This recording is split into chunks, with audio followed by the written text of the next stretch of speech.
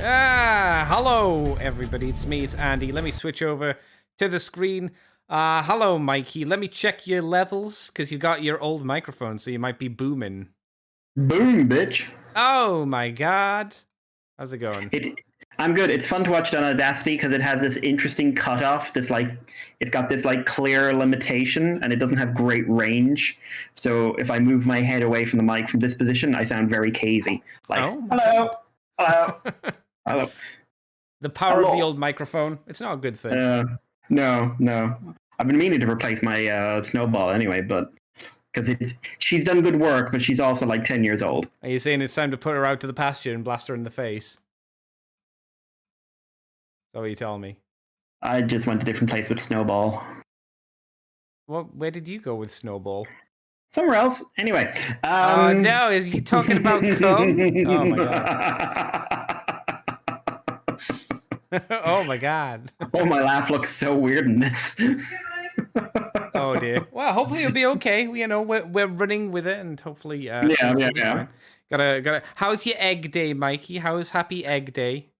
Good. I've had too much sugar and too much fat, but that's kind of the point, isn't it? Yeah, I suppose so. Yeah. Mm-hmm. Did you worship the Lord in the most Mikey way you could? I don't know what that would be. I've been writing about dinosaurs all day. That's kind of Jesus-y, I suppose. Hey, Jesus, you and your well-known dinosaur fixation. Wasn't there a joke thing in a cartoon where it was Jesus riding on a T-Rex with machine guns? I'm sure there was, right? Yes. Yeah. What was the show? Yeah. Axe Cop, if I remember. Was it? Oh, shit, maybe it was, yeah. Oh, all right, never mind. We're going to be starting up Transformers Talking in Uno Momento. Do you want to just get right into it, Mikey? Should we get right into pooping? I mean, we can. I often poop immediately. All right, well, we don't need no fiber in our diet. Let's get cracking. We'll play the music, and we can get the ball rolling, okay? Music time! Music time. Welcome to Moonbase 2.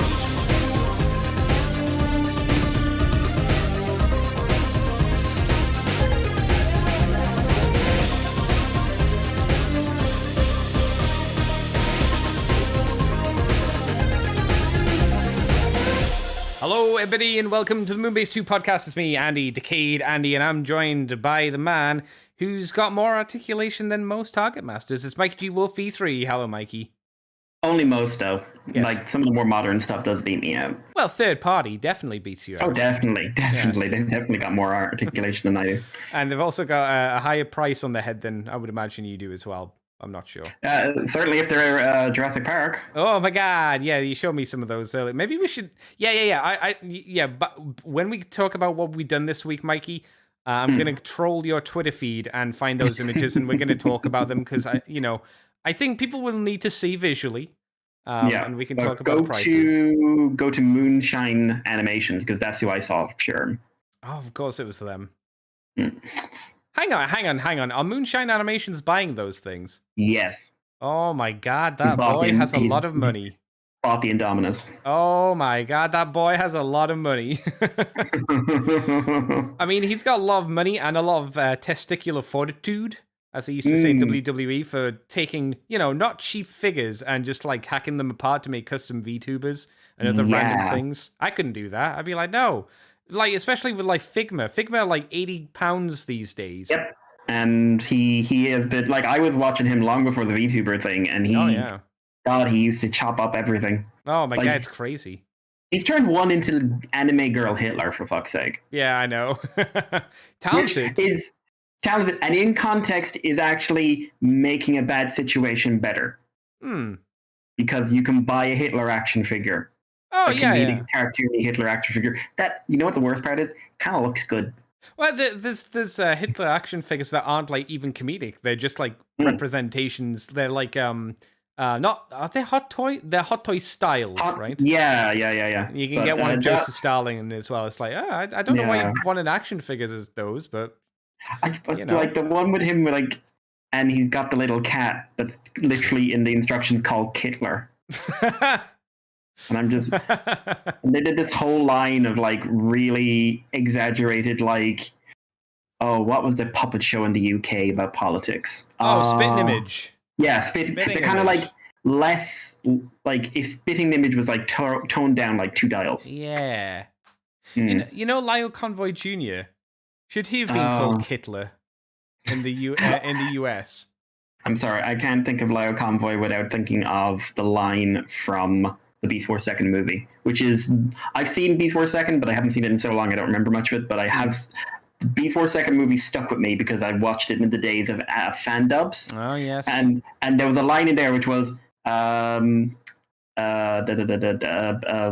Hellscream, was it Hellscream? Is that Starscream's new name? Whatever it was. Yes. Telling him to go home and suck in his mama's tits.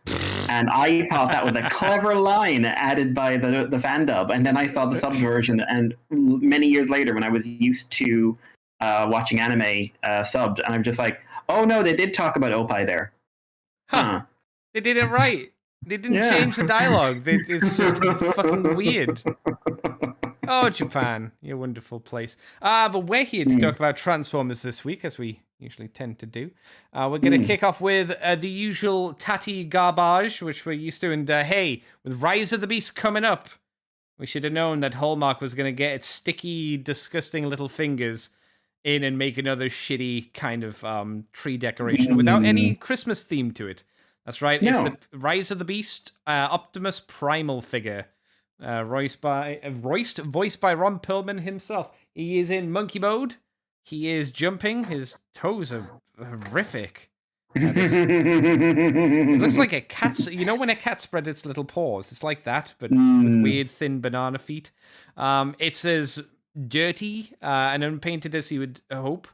It looks to me visually like if you told me this was made out of chocolate and sold for Easter, I would believe it was a shitty chocolate rendition of this character. Mikey, how do you feel about hanging Optimus Primal, voiced by Ron Perlman, off your Christmas tree for $20 dues? Male gorillas don't really climb trees, so this just bad practice. No, they more like push the tree down and say no. You want to make a nest up here, buddy? Down. I did see a picture of like a young silverback poking a bigger silverback like alpha male in the poo hole, and it got very annoyed at him and chased him away. It's like, I'm gonna poke you the bub, Dad. And he's, oh, you little bastard, come here. Come here.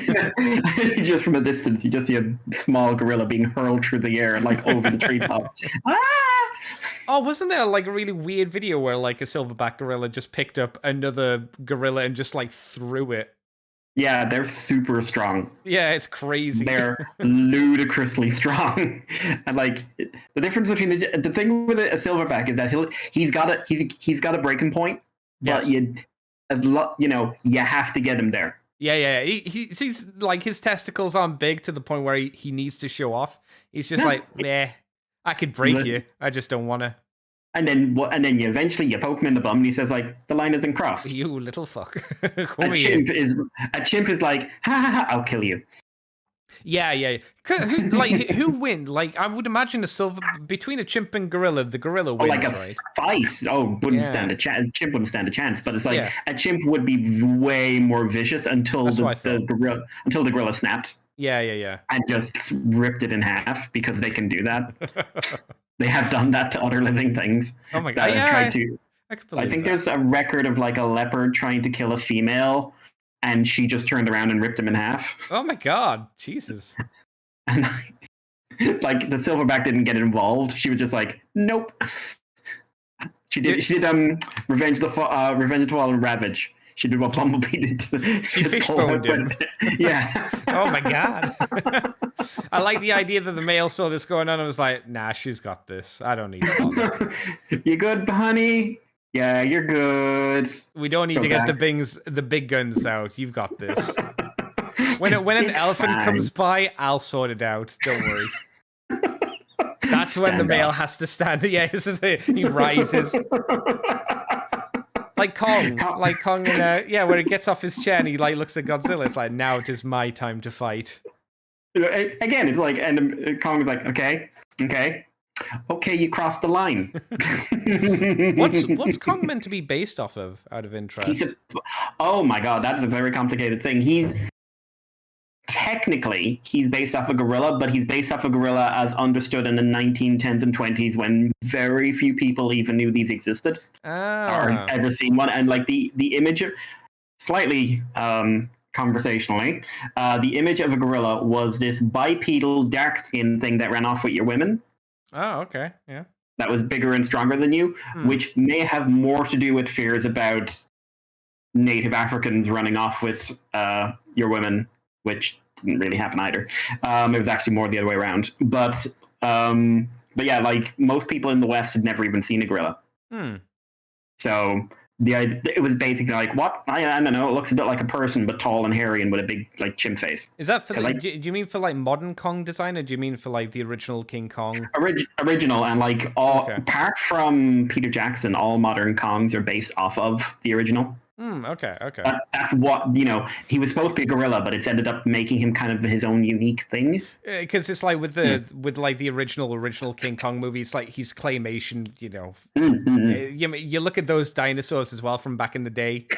And it's like, they're very, very, very... Oh, I mean, it was a very old movie, but they're a very old concept of a dinosaur. I love the sound the Rex makes in that. They're like, meow. Meow, meow. Yeah, it sounds like an angry cat. Yeah, I'd love an articulated figure of that design. I love retro dinos. Yeah. I mean, obviously, my personal favorite was when I grew up. It was the '90s dinosaur, the late '80s, '90s dinosaur. They were always fun. I always liked the Triceratops with the teeth. But they weren't sharp teeth. They were just like squared off and had giant gaps in between them. It was great. All right, Mikey, I'm guessing we don't have much to say about shitty decorations. At the moment, it's probably the most accurate option if you want something that looks like the movie. Yeah, I guess. Do we know if anybody would want something from the movie yet, though? I'm sure people have already pre-ordered it. Despite the fact that like... What we're all really hoping is the assembly cut is being listed as 3 hours and 40 minutes. Yeah, that can't be an edited version. That can't be real. That can't be real. It's not a Michael Bay movie. It's designed like a Michael Bay movie, but it can't actually be that length. It can't be. It's not Lord of the Rings. I could see it going 3 hours. Oh, but it will have there'll be no content. There'll be no content. I guarantee it. There'll be 3 hours with no fucking substance. Yeah. Anyway, I'm still so depressed about I know you don't like it as much as I do, but even you would say like Bumblebee was a more positive step forward. Yeah, 100%. Yeah, 100%. And just feeling every time I see something to do with this movie, these trailers, designs, marketing aesthetic, everything like that, even how the toys are coming out now with like how they're matching up and everything else. It's just like, oh, please stop trying to make it feel like it did 10 years ago. Oh, please stop. I'm wondering if people will look back on... Well, I guess it depends, right? Depending how the movie comes out. If it comes out good, this statement won't matter. Will people look favorably on this toy line? Because I don't think anybody looks favorably back at the original movie toy line. Or am I wrong? Except you, who did a video about it yesterday. Yeah, I'm not quite... I was slightly bemused by that. I had that toy. That was a toy I was weirdly obsessed with for... Well, let's be honest. It was way better of a toy than the Leader one. The Leader was absolute garbage. This didn't look like the movie Prime. Or the... What was it called? It was the... it was Robot something, wasn't it? Because it was released in a special way. The Voyager, whatever it was. It was like and it was Smith's exclusive over here. That's right. Yeah, that Voyager was way better as a toy. It wasn't accurate, but man, most of that line. Do you remember Jazz? Oh my god! Do you remember Ironhide? Do you remember? Don't! I could never transform. I tried transforming Ironhide once. His boobs were terrible. Terrible. Do you know what's worse? When you look at the design and realize the proportions in the movie are bizarre in a way you don't notice until like the Studio Series came out, and you realize, because when the Studio Series came out, it was just like, wow, that looks weird. And then I look back at movie design, and I'm just like, how did this never register with me before? Oh, because he was, camera angles, and also he's one of the more coherent ones from the first three. Yeah, but he's fucking bizarre looking. It's weird. Mikey. Next story is all you. It's all the Mikey story. Yeah, this is third-party Jurassic World Park World. But the link that you sent me was for an Amazon link. So is it third party? Well, I suppose it's third-party for Transforming Toy. So, a new line is coming out in the Jurassic... We put this in here because what the hell is this? But a new line is coming out, which is the Fierce Changer line. And most of these are the idea of turning a dinosaur really, really simply from one dinosaur into another. One button press, right? Is it meant to be like one-step changes? Because I think there's a picture of a giant finger pressing a button, and I'm assuming he just flips open. This isn't. Oh. This is like 1/18 scale. Oh. This is as big as the Hammond collection. Oh my god. But so what the most of them are, they're like small little like $10-15 dollar toys, and basically you turn the head round, you open up the back, and you replace bits and bobs, and you get like a Carnotaurus to a Triceratops or something like that. Something really it looks terrible, but it's super, super simple. It's like something bipedal to something quadrupedal. This, on the other hand, is Mattel going full Transformer in a way Transformers has never done, really, which is an organic to an inorganic structure. In this case, it is a Tyrannosaurus. It is the Tyrannosaurus into the Jurassic Park Wrangler Jeep. Yeah. They've never done a transforming figure anything like this complicated. The button press, I believe, is sound effects. Oh, okay, that's what it is. Fair enough. Yeah. Because there's a couple of button presses on them, and I think that's sound effects. Because there's a speaker in the belly. This thing has to be seen to be believed. It kind of turns into like a Jeep with a T-Rex running along the bottom of it, into a T-Rex with a Jeep running along the bottom of it, with the world's longest legs, but looks like quite a bit of articulation for what it is. Yeah. I'm really tempted. It's got a lot of leg kibble in dinosaur mode. It's got pretty much each half of the roof, I guess, goes onto the legs. I kind of wish you could, I don't know, tab them off or something like that, because they're really egregious. Make them go sideways. Yeah, something, because they are just like sticking out. Yeah, a little bit much. It does look like the transformation is based on literally like turning it upside down and just folding it in on top of itself. A little bit. Yeah, because like if you follow up the legs, you can see like the panels on the side of the car and everything else. I think the car looks better because the Rex is on the bottom. Yeah. It's got the carriage, but it looks like it has enough clearance to roll. And as long as it's got enough clearance to roll and not scrape paint off, okay, fine, whatever. And it's basically kind of like a cute version of the Wrangler. Yes, it's not 100% accurate. I don't think we're going to get Jurassic Park enthusiasts going, oh my god, it's the perfect transformation. It's the perfect dinosaur mode. Or the perfect Jeep mode either. I would describe the head to be very... do you know Imaginext, Mikey? Yeah, I was actually looking at those a few days ago. Yeah. They have they're very, very much that style.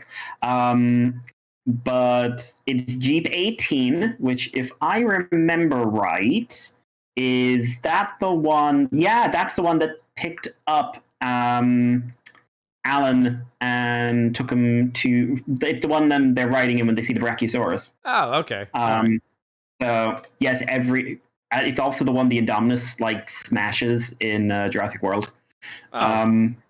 Because Jurassic World loves those movies almost too much. But yeah, I want it. I'm probably going to get this. It's quite expensive, but it is like... was it 21.34 centimeters, which is 8.4 inches in dinosaur mode, 16 inches in length, and in vehicle mode, it's 7 inches in length and 4 inches tall, give or take. So it's pretty big. Sizable. Yeah. And for what it's doing as well, it's, to be honest, like a lot of Mattel Jurassic Park toys are hitting like 50 plus. Really? And they ain't doing this much. Like, there was one, it was like a gimmick toy of one of the dinos from Dominion, and all it was like big block of plastic, a bit of articulation in the arms and the head, and a gimmick where it swipes its claws, and it was like 55, 60. Oh my god! And I remember seeing it. I was just like, what? Again, for the same money I could get the Hammond Collection T-Rex. Are they selling it that much because it's big, or is that maybe because it's that big? License? Is it the licensing fee? Or they're just saying, "Fuck you! This is the only game in town for Jurassic Park." So I think it's kind of the last one, to be honest. Hammond Collection's doing some weird stuff at the moment where they're doing a bunch of dinosaurs that weren't in the movies. Oh, because they can do retools. Oh. They still look like good figures, but I'm kind of like, please just do the Spinosaurus and the Indominus.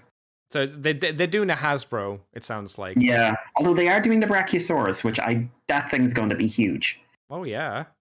Hammond Collection scale wise, yeah, it'd have to be, right? Yeah, because it'll be 1/18 scale. Oh Jesus. I'm gonna need another house, let alone another shelf.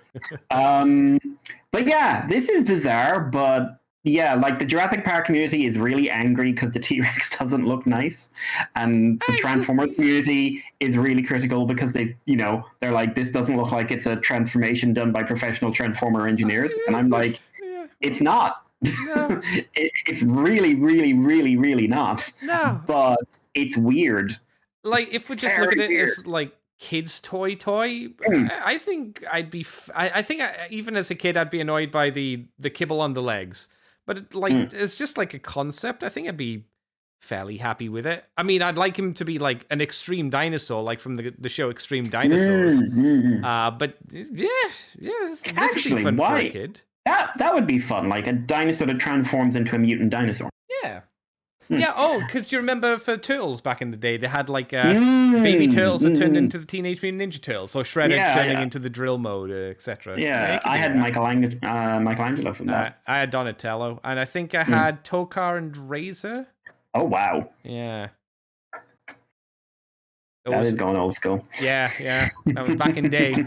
I think it's because I couldn't get most of the turtles, so the transforming ones were probably the only ones my parents could get me at the time. It's like, transforms, Not great, but it'll do. Do we have anything else to say on a giant T-Rex? No, I would just say this. So we didn't say price. Price is going to be $70. Yes. In Canadian land. Oh my god. Which will probably translate into. Let's actually look at that. Conversion. Let's do it to US because it's just because there's no point trying to convert it to our side of the world because fuck knows. Oh, I mean that's not $50. Okay. Again, there's you get this, you get the dinosaur that did nothing. But I'm wondering if your microphone on Discord is set up to your laptop microphone because the typing is very, very loud. Not that it's a big deal, but no, it's because the microphone. It's just is next to the keyboard. Oh, okay. I don't have my arm. That's fair. I just wanted to check. I was like, those button presses, goddamn. I hate the keyboard also. Like I just tap like a bastard. The hateful Mikey. Shall I moves on, Mikey? We've got model kits to talk about. Model kits. We do. All right. New YOLO Park AMK Pro Series Megatron model kit prototype. Though it looks like it's further from the prototype stage than it would kind of hint at. This is coming from the YOLO Park people who I think we've talked about a few times before in the past. It's going to be a G1 Megatron standing 20 centimeters tall. Obviously, once you've put it all together, it's a model kit, so that's how it goes. It will be easier to build and cheaper alternative compared to the first YOLO Park Plymo series. Well, that's something which... it was a Bumblebee. Bumblebee. It's a new one. Line. Oh, right. This is coming with pre-painted parts as well, because they did movie Bumblebee, clearly, and I think they did movie Bumblebee Shockwave. They did Shockwave and they did Optimus. Oh, they did Prime as well? Okay. Yeah, and that's Primal. What do you mean that's on the left? On the left. Yeah, because I didn't mention there are standees. We'll talk about standees in a bit. But the original ones are super, super expensive. I think the Shockwave is up in Hobby Frontline for something like €220. Because they're perfect grade. Sure. These, I'm guessing, have been scaled down to either master or high grade. Whatever 20 centimeters is. I don't know. That's like. Oh, that is loud even to me. 7 inches, yeah. So that would be your headed master grade-ish. Yeah, it's more master grade than high grade for the most part. For the most part. So we got Megatron here. We see him in a few poses. He's got a very happy face. His hands, the proportions on him are a little strange. Yes, he's got very, very big hands. Very big hands. Very big feet. I don't mind the big feet. Very small thighs, but very long shins. I don't think it looks terrible, but this is not to me a big this is the thing that makes me go, oh wow, and I shit my pants. He clearly has two faces. He's shown in images with a smirking face. In the standee image of him, he has a standard face. He comes with a Walter P something dark side gun. Whatever gun he is, which he can hold, so he's holding himself, I suppose. With the hands that size. Yeah, I know, right? And a fusion cannon, and that's all they show. He does have a premium paint job, it seems. He looks nice. If they say he's meant to come pre-painted, so I assume this is all he's meant to come looking like this, which is nice, I suppose. I'm looking at have you seen the close-up image? Where you can see his face in detail, and you've got a shot of his arms and everything like that. Yeah. Does it look like the bicep is connected to the shoulder by a peg joint? Because there's a bit of a gap. Yeah, there. While it doesn't like in terms of finish and stuff, this doesn't look like a prototype. The more you look at it, you can see. I'm pretty sure the knees are glued together. I hope so. So I'm hoping that's just because, from what I understand, YOLO Park stuff in general is kind of stupidly high quality. Wow, for 200, Yeah. So, but I really hope that gap is just hey, it's a prototype that nothing's sticking together 100%. Because if it was like that, and I don't like when kits do that. No, it's very old. Let's say for Gundam kits. If you get a Gundam kit that does that, you're like, oh no, that's not good. Yeah, and I don't when you see him on the side profile, the face seems weirdly flat. It's very wide at the back, but the actual face part seems flatter than I'm used to. Yeah, I think I see what you're saying. Yeah, the bucket head is the right shape, but yeah, it's his face seems to be if he ran into a door kind of deal. Yeah, those little poke faces. Yeah, I mean, I like a stylized design, but this feels more like they've just kind of gotten some things and zoomed them out of proportion a bit. It almost looks like the Devastation design. Almost, yeah. It's got the weird anime-ish proportions, but I think they might have been better served if they'd done that design and then painted it up to be cel-shaded. And I don't think articulated hands was the best idea. No. They don't look like they're doing them very well at this scale. No. I'll be honest, this is not making me think Flame Toys, fuck you. I want YOLO Park. It's more making me think, yeah, no, I mean, I hope it turns out well. And I'll look for reviews when it comes out. I do have 5 kits to buy from Flame Toys over the next year, though. So, oh god, yeah, that's a lot. Yeah. So I and they're not cheap. So I'm prioritizing my model kit spending. Mr. White says the head to shoulder ratio feels a bit odd, but I guess that's G1 figure-ish design. Kinda. I think we've seen better examples. And I think, when you're making your own model kit, you do have complete control over how to, get those proportions right. Because you don't need to worry about transformation. That's not an issue. It's just what parts can we get onto the sprue. Yeah. Oh, I also just realized if they are doing primal, add some color to them. No, it's going to be... Yeah, Mikey mentioned it earlier. There are 3 silhouettes in the background. There's a Primal, all Rise of the Beasts, I assuming. Rise of the Beast Primal, I guess Rise of the Beast Optimus, and again, I assume Rise of the Beast Bumblebee as well. It's you say jokingly Primal will have color. I say to the nay. He'll have to stick to his, they'll have to stick to what he looks like, and he's just grey and black, and that's his color scheme, and nothing else. So, I don't know. If I really liked him in the movie, I'd get him and I just strip the paint off. You don't want to get the the weird 3-step changer. Did you see the Japanese advert for that? Yeah, ad was fun. It was fun. It didn't look like a great toy, but I was like, oh, no, it's fun. Ad was fun. Yeah. Yeah. Slightly confusing, but yeah. Anything else on YOLO Park here, Mikey? Or should I take us over to the next bit of YOLO Park news? Because it does connect. Take us on. All right. Well, Dark of the Moon, Optimus Prime, and Megatron model kits were shown by YOLO Park.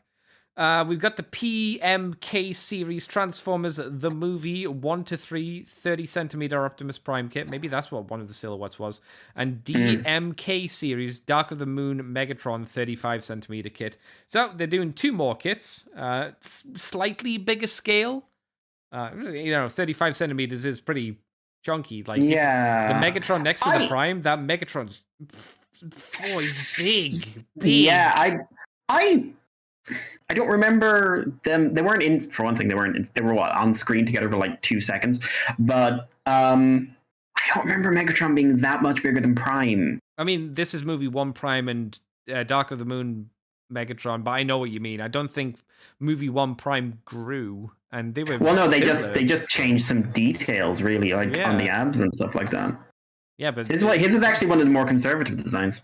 You mean Dark of the Moon Megatron or Prime? Prime, because Dark of the Moon Megatron was not conservative. No, that's why I had to ask. I was like, "There's no way he means that. He's crazy. He's not that crazy. He's so crazy." Ooh, that Mikey. I'm guessing these are the ones that are going more into the $200 dollar or pound kind of status. They kind of I know a lot of people like the Dark of the Moon Megatron. Okay.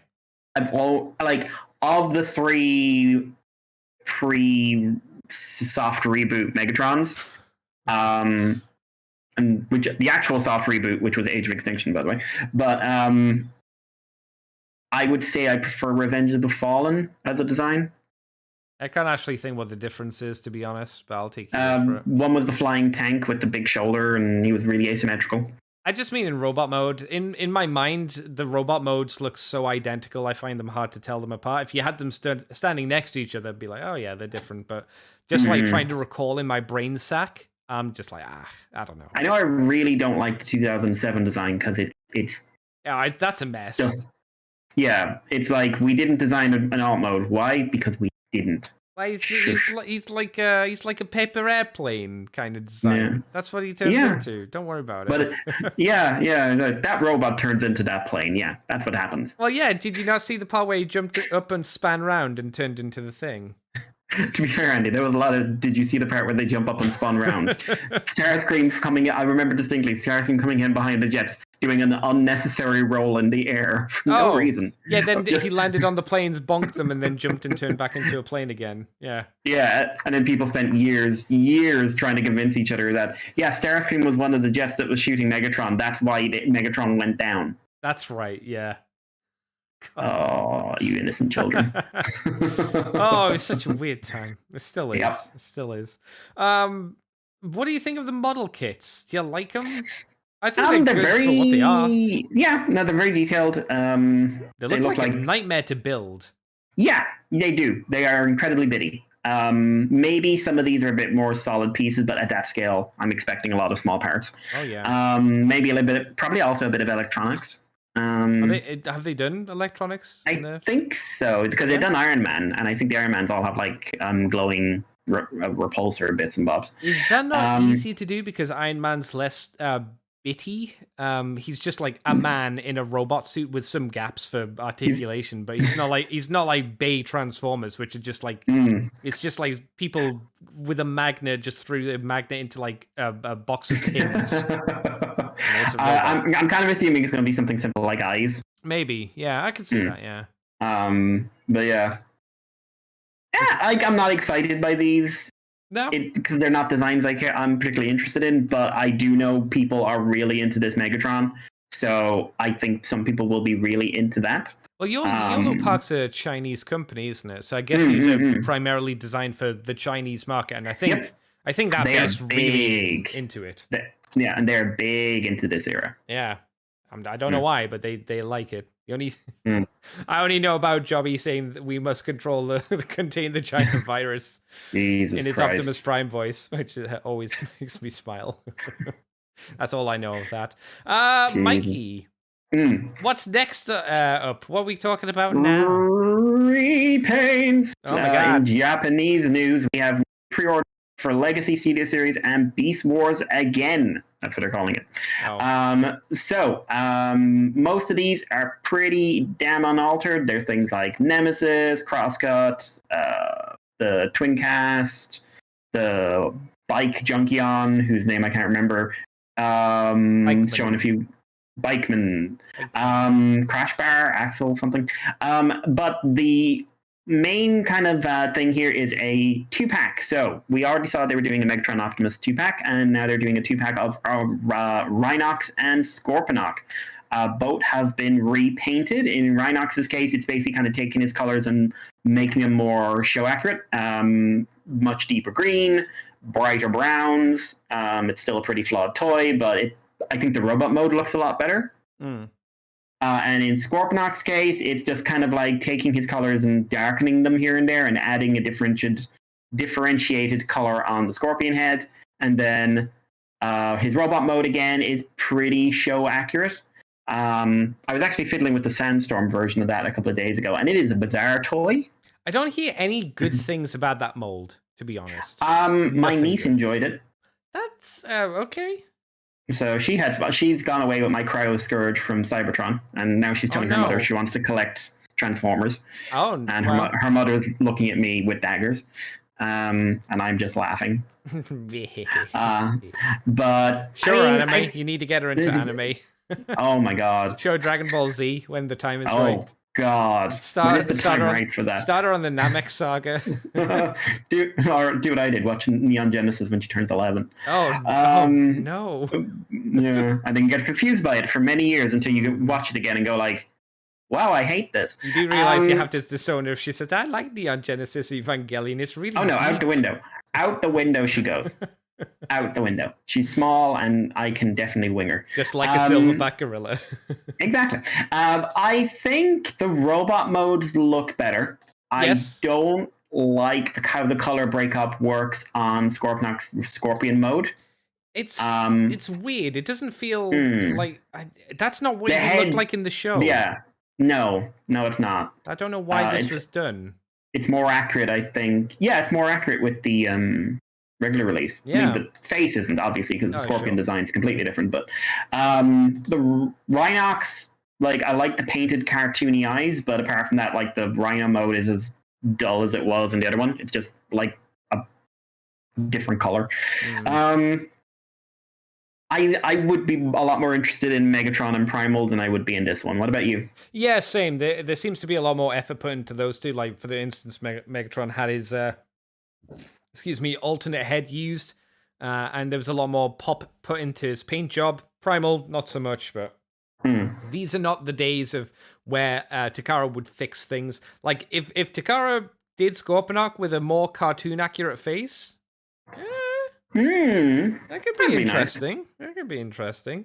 I don't hear any good things about any Rhinox toy. This newer one, I think is more reviled than the previous one that we had. It is considered to be worse. The other one is considered better, but it has worse knees. Yeah, it's still not a good figure, but it's better than this. I don't know why. It's just that's what I heard on the flip side. So even the pretty paint jobs arguably couldn't turn me and convince me to get these boys. Kind of a shame. We're not living in the good old Legends days anymore, but that's how it be, I guess. Do you want to take the next two as well, or do you want me to do them? No, I'll do a bit of them. Rise of the Beast has some mainline toy information. So we've got confirmation that Nightbird, Cheetor, and Wheeljack, and the Bumblebee, the mainline Bumblebee, will all, as well as they're doing a multi-pack buzzwordy box, they are going to see single release. Good. You can just get Cheetor now on his own and throw the other two away. Never need to touch them. Fantastic. Air Razor is out now in the in Smiths. Oh. So she is available there. So Bumblebee and all the rest of them. So they are out. They're basically starting to hit shelves. Rhinox is out in places, and so on and so on and so on. Oh, here's a question, a side question, Mikey. Is the Buzzworthy Jazz available in Smiths or not? Not yet. I haven't seen it anyway. Okay, I wondered if it was going to pop up. I hear very good things about it. I wouldn't mind it. So next up, we have some more mainline figures that have been revealed. One that isn't in here, but I do want to mention is the Optimus Prime Beast Mode Optimus Prime, which is a movie robot mode with a Prime vehicle mode, Beast Hunters Prime's vehicle mode, that has a super mode which involves flipping over some like shoulder pad wings and pulling open the chest to reveal Lio Convoy's head. Oh no! It's like the Bumblebee that had the bird coming out of his chest, isn't it? Yeah, and he's got it looks dumb, and I want it to know if it is dumb fun or just dumb. I would imagine dumb, but you never know. But yeah, so apart from that, we have the reveal of the Battle Changer Scourge, which is in an olive green. Why? Don't know. Do not understand. And then we have the Scourge and Scorponok 2-pack, which is basically like the Cyberverse armor stuff. These are the Beast Combiners, which is that's pretty cool. So, yeah, but also in this case, he is sand brown. Why? Scourge is sand brown. What color scheme is Scourge? Scorponok is armor that goes on. It looks like exactly the same as the Cyberverse stuff at the armor ups. I do like Scorponok's design. Like, I actually hope he's in the movie. Yeah. Just so we have one Predacon at least. We've also got Deluxe. This is down as Deluxe Mirage, but I really so there's a Deluxe. Yeah, there's a Deluxe Mirage, but then there's another toy after it. Oh, that's not the Deluxe Mirage. Yeah, I don't know what that is. And the one in the box is obviously the Deluxe Mirage. Yeah. This looks like a core class-ish figure. Which I'd like to point out, this Mirage looks more like Mirage in the movie than the Studio Series Mirage does. Do you mean the Deluxe one? Yeah, I can see that, yeah. We is jazz, because it was originally meant to be jazz. We did see this Deluxe, I think, last week or the week before, something like that, because I remember seeing this guy's face and being like, it's weird, but I guess it's more like Mirage. Don't remember him at all, I'll be honest. But that's fine. Yeah, I just would like to continue emphasizing that I am amused by how much it's very clear this character was originally meant to be jazz. No, he's crazy. You is crazy. No. You're so crazy. So yeah, I've nothing else to really say about them. I'll throw in these just because they're small, and I'll leave the last big story to you. There is now a rumor of Legacy Wave 3 or Line 3, which Uni seems to be here, the universe, I suppose. Maybe. 2 core class figures. 2 figures I would not have put down for core class because those are not forgiving designs at that price point. Beast Wars Dinobot and Beast Machines Cheetor. Beast Machines Cheetor. Machines. One of the most complex series to try and make into a toy line. Yep, with one of the worst sounding options ever seen by man. Yeah. Because I'm assuming they're maybe they'll get kind of or maybe Dinobot you could do, but it just won't look much like Dinobot. But Cheetor, maybe he'll get kind of like a animated or Prime thing where they're like, we're redesigning this to look like G1, ergo so he can stand up.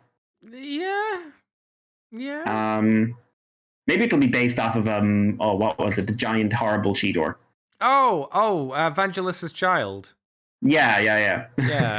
Supreme Cheetor, I think. That's the one. That's the one. So, do you remember when scale didn't fucking mean anything to Transformers toys? I mean, I have seen the Earthspark toys, and I think that idea is. I'm still amused by how tiny Megatron's head is. No, that's how true. Big Twitch's is. Twitch's head is so big. You know what's... dear. I mentioned this on Twitter a few days ago, just to fart it out into the wind. You know what's sad? And it's something they could do if they wanted to. They could remold Dinobot Mikey into Thrustor. They could. They could They remold Waspinator into Dirge Gun. They could. They won't. They should. They did Lyle Convoy. They did. Why not do that? It's granted a lot of heavy retooling, I grant you.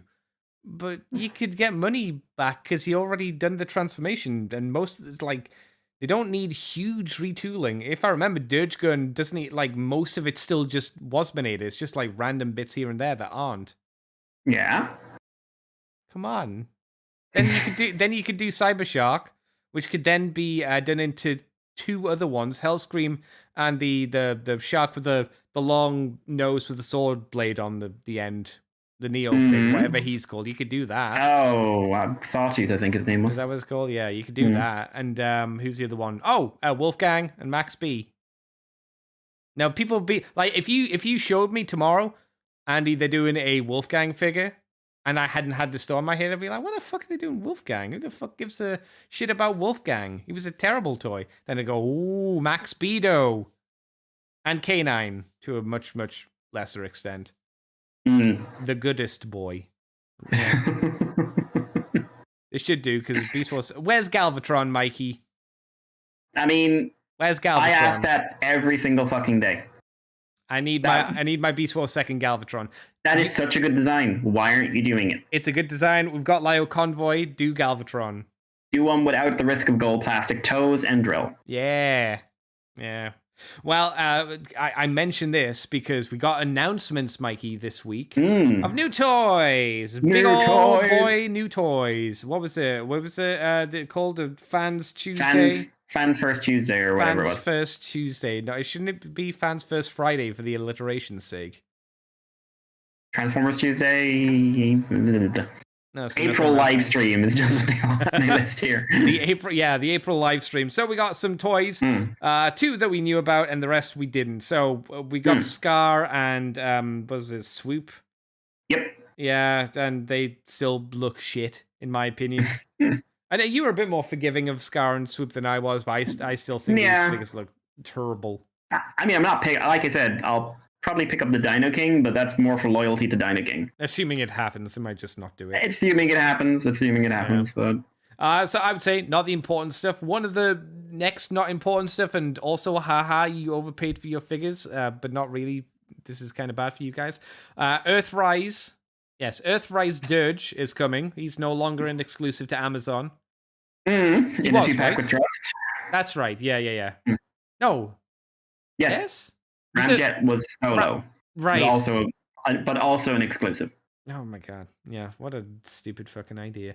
So you get another chance to get him at a more reasonable price if you didn't get him before. He's he's Dirge. Apparently there is a difference in the 2-pack one. The wings are painted. In this one, all the brown parts are unpainted. Is that why they're like a weird creamy brown color rather than like brownie brown? Yes. Huh. Why couldn't they have just made brown plastic? Okay. Okay. I mean, he's fine. I mean, I can't say I'm too impressed by a Dirge, especially a one based on a mold quite old at this point. Are we aiming for classic level of Starscream redos out of this mold? Is that the idea? I mean, they did that with... I mean, they did like 10 out of the Siege version. Yeah, that is true. And to be fair, this is just an upscale version of the classics mold. Yeah, so... Do we add these to the pile of classic Starscreams? Oh my god, please don't, because I'm sure one day they're going to start redoing those. Classic Starscream? One day, like, it'll just be like, we're reviving Transformers conventions, and for your exclusive, here's Leozak, done out of this classic Starscream. Jesus. That would be a nightmare. Deck Cobra out of the classics. Here's the whole Breath Force, but the classic Seeker. But aren't they like different vehicles? Shh, go to sleep. Gorilla, deal with him. Now, I don't know why they ordered them this way, but the big leader figure was announced, and it's Armada Megatron. Huh. Yeah. Huh. Now, I was going to ask you about Dirge, but what's the fucking point? We actually have a new figure to talk about. It's Armada Megatron. What do you think of him? I hear that it looks like he's going to have a similar issue to the Laser Optimus Prime and cohort, where his shoulders don't move, but there's a flap where it kind of flaps up, and then you can kind of lift the bicep forward. That'll make his arms look quite small if he's raising his fists upwards or arms directly in front of him. I think it's a bit of a shame. But that would be visually the only thing I think doesn't look great, I guess. I think that's good because that's not engineering that was in the Laser Prime. No. So you were a bit more limited. But I think the silhouette is really good. Like it looks like a really well-proportioned Armada Megatron. I would like a few more accessories. Does he come with Leader 1? I don't think he does. He doesn't, which was one I would have liked, considering like Twincast is coming with a little friend. Well, I suppose Armada Prime doesn't come with Sparkplug, does he? Yes, he does. He doesn't, or he doesn't rather, and I think he should too. Yeah, I agree. And there's some odd little bits and bobs, like he's got asymmetrical hands for what looks like, because like in the original toy, it was like low gimmicks. Oh yeah. And one of the gimmicks was like he had a switchblade. Yeah, the shiny came out. Yeah. So he's got this asymmetrical hand that looks like it's made to allow a switchblade come up, but apparently it does not. No. So you actually have like two it's not just like the open and close, like the actual layout of the hands are very, very different. He's got he can do the swing the cannon to the front and do the spinny bang bang shot. Yep. And he can take off the barrel of his cannon, tank cannon. Can't word talk. He can basically take off the pointy bit of the cannon and put it onto his arm as an arm gun, which I do like. I do like that kind of interactivity. I think overall he looks really good, and his vehicle mode looks very, very solid. I mean, it's got all the limitations of the design they're dealing with. You know, and it doesn't have the faux base mode elements, which the original had, which I'm not too sorry about. No, and the base mode was always a bit on the tat and side. They have said, now some people have said this is to take minicons, which I would be surprised. But they have said like the pegs on his arms and legs and the ability to move the tank barrel to the front like that are all to accommodate an upcoming figure. Unicron. I'm trying to remember if that's relevant. No, it's not. No. So 2024 Commander Tidal Wave? I mean, I wouldn't be against it. I mean, I'd be more into Energon Tidal Wave, to be fair. Yeah. What Tidal Wave do you do? Do you do boring TV Tidal Wave, or do you do really cool, amazing game Tidal Wave, which was his? Or do you do weird toy Tidal Wave from Armada, who was different? But that was the video game one, wasn't it? Was it? Yeah. Because like he's half and half. He's like half Energon, half Armada. No, there were only 3 versions of Tidal Wave to come out. There was the original version, which was in the video game.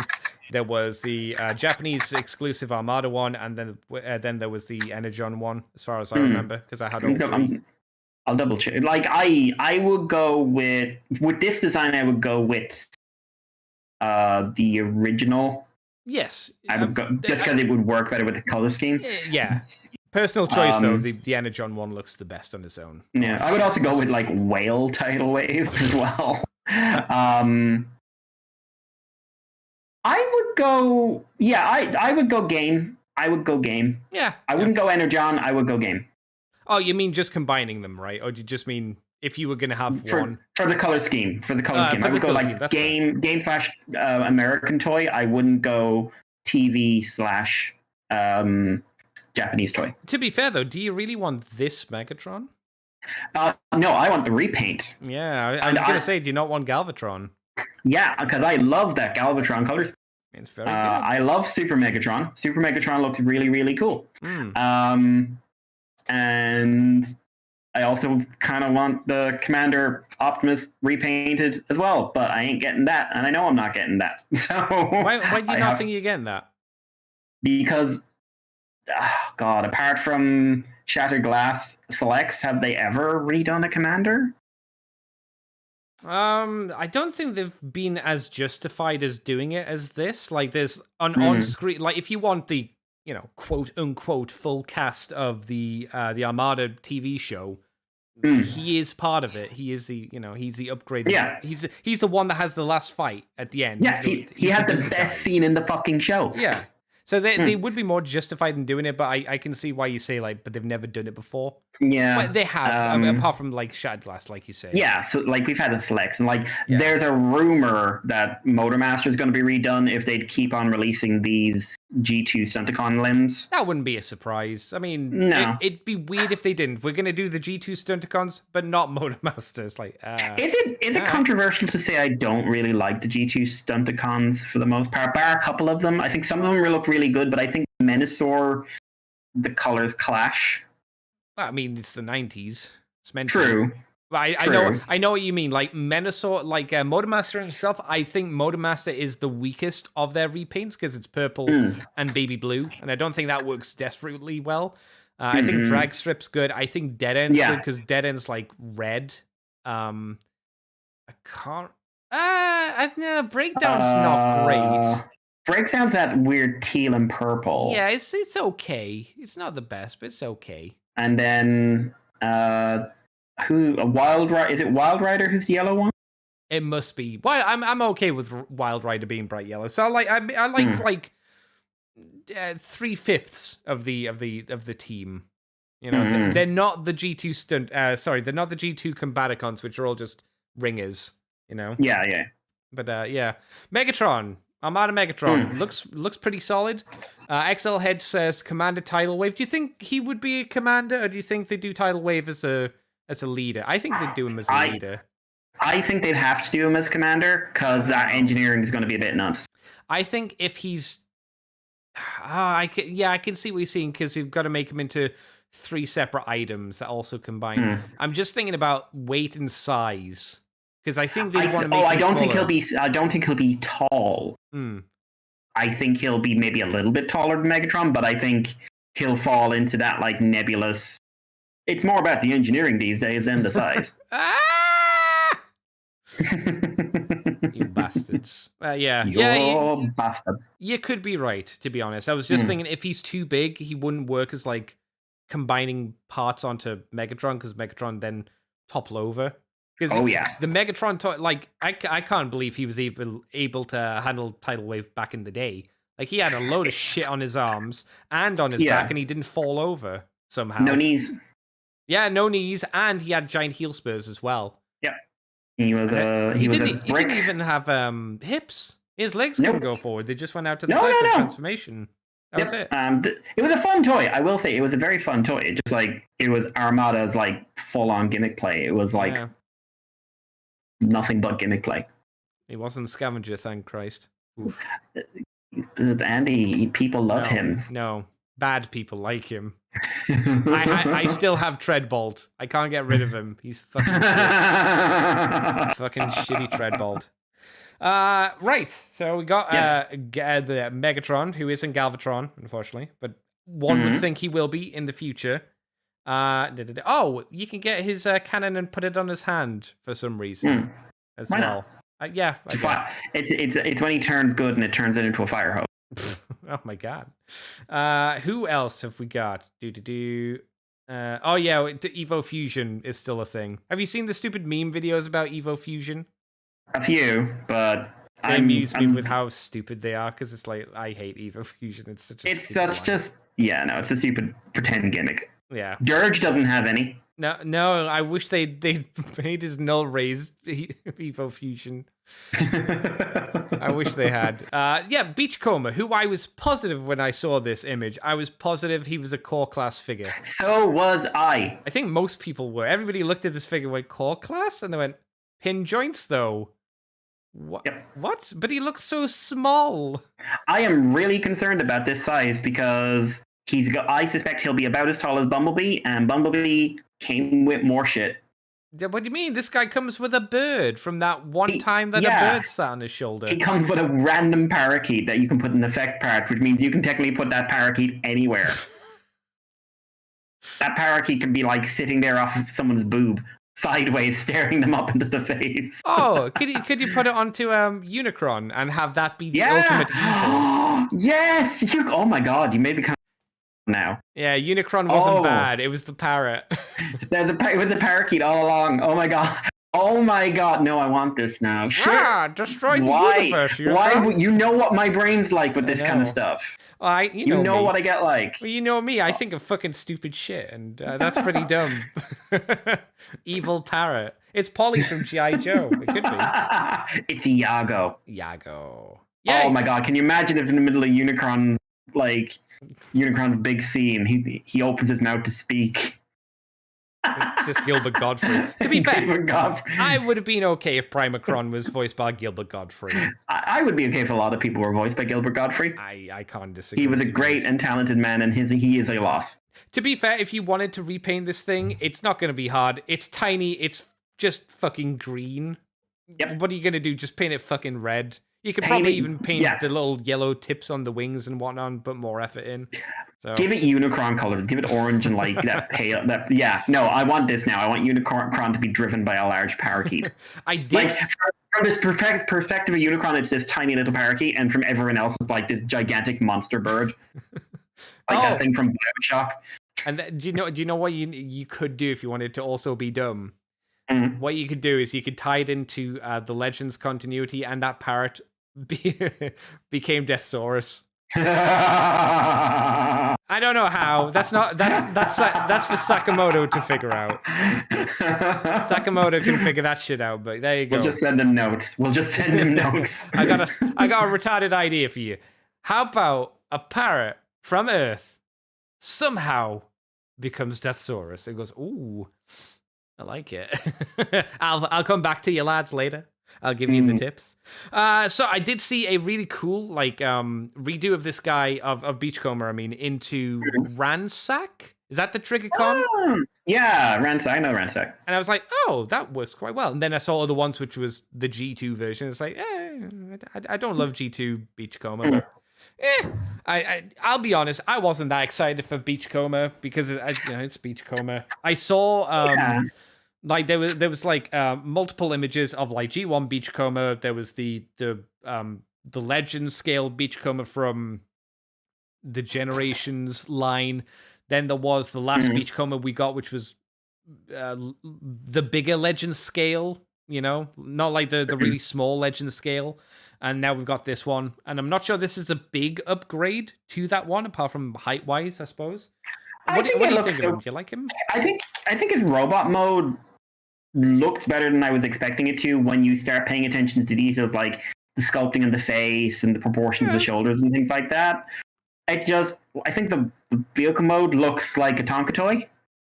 It's not great, but I guess it's accurate, I suppose. And the transformation looks I'm looking at this from if we're talking about engineering. Oh, hi, Aaron. I didn't know you came onto Moonbase this week. No, that was a couple of weeks back. He's actually possessed me. Sometimes he just sort of jumps up and screams. No, he's a ghost. Yeah, Aaron's a ghost. But if we're thinking about it from the psi classes are now to do with engineering and stuff, that transformation does not look like a deluxe transformation. No. That is, fold the legs up, hide the arms, hide the head. I kind of wish he has like a front grill gun where you get the grill, pull it off because it's pegged in, and you pretend. Well, it's got a little nub coming out. I wish you could fold the nub away, so then it didn't look just like a gun hanging off the front of his vehicle mode. A little bit of a hidden weapon, but I don't really like that we've gone for. I didn't Crankcase do that as well? I think he did, right? I think so. I think he did. Yeah, Beachcomber, I'm afraid it didn't excite me at all. But he was never gonna, I suppose, was he? Anything else on Beachcomber for you, Mikey? Nope, that's it for Beachcomber. Apart from Evil Bird. Now, this is the figure that everybody's been asking for. I don't know how many fucking years we've been talking about fucking DevCon for. And people are like, we want a DevCon. People are so excited about this, and I'm very happy for I do not understand why. DevCon left no impression on me. It left impression on people, but I will give them credit, as this is meant to be a heavy, heavy, heavy retool of the Studio Series Blur figure. It barely looks anything like him, so I'll give him that. He transforms into the same nonsense that he transformed in the show, I suppose. I don't even know what you'd call it. It's just shape. Pointy. Some people are saying like, this validates Reflector's alt mode in Siege, and they're just like, no, they're all terrible. What? How does it validate that? Because that was nothing too. But then, how nothing does not validate nothing? But does nothing cancel out nothing? No. Nothing can. No, that's stupid. That's stupid. I will say, like, face-wise and sculpt-wise for the robot mode, it's fine. It looks like one of those derpy G1, I'm not a real Transformer, so you don't need to design me too hard kind of designs. They've nailed that. He's got very long groin. Very long. Ladies, very long groin. And men. And men. Oh, yeah, that's fair. That's fair.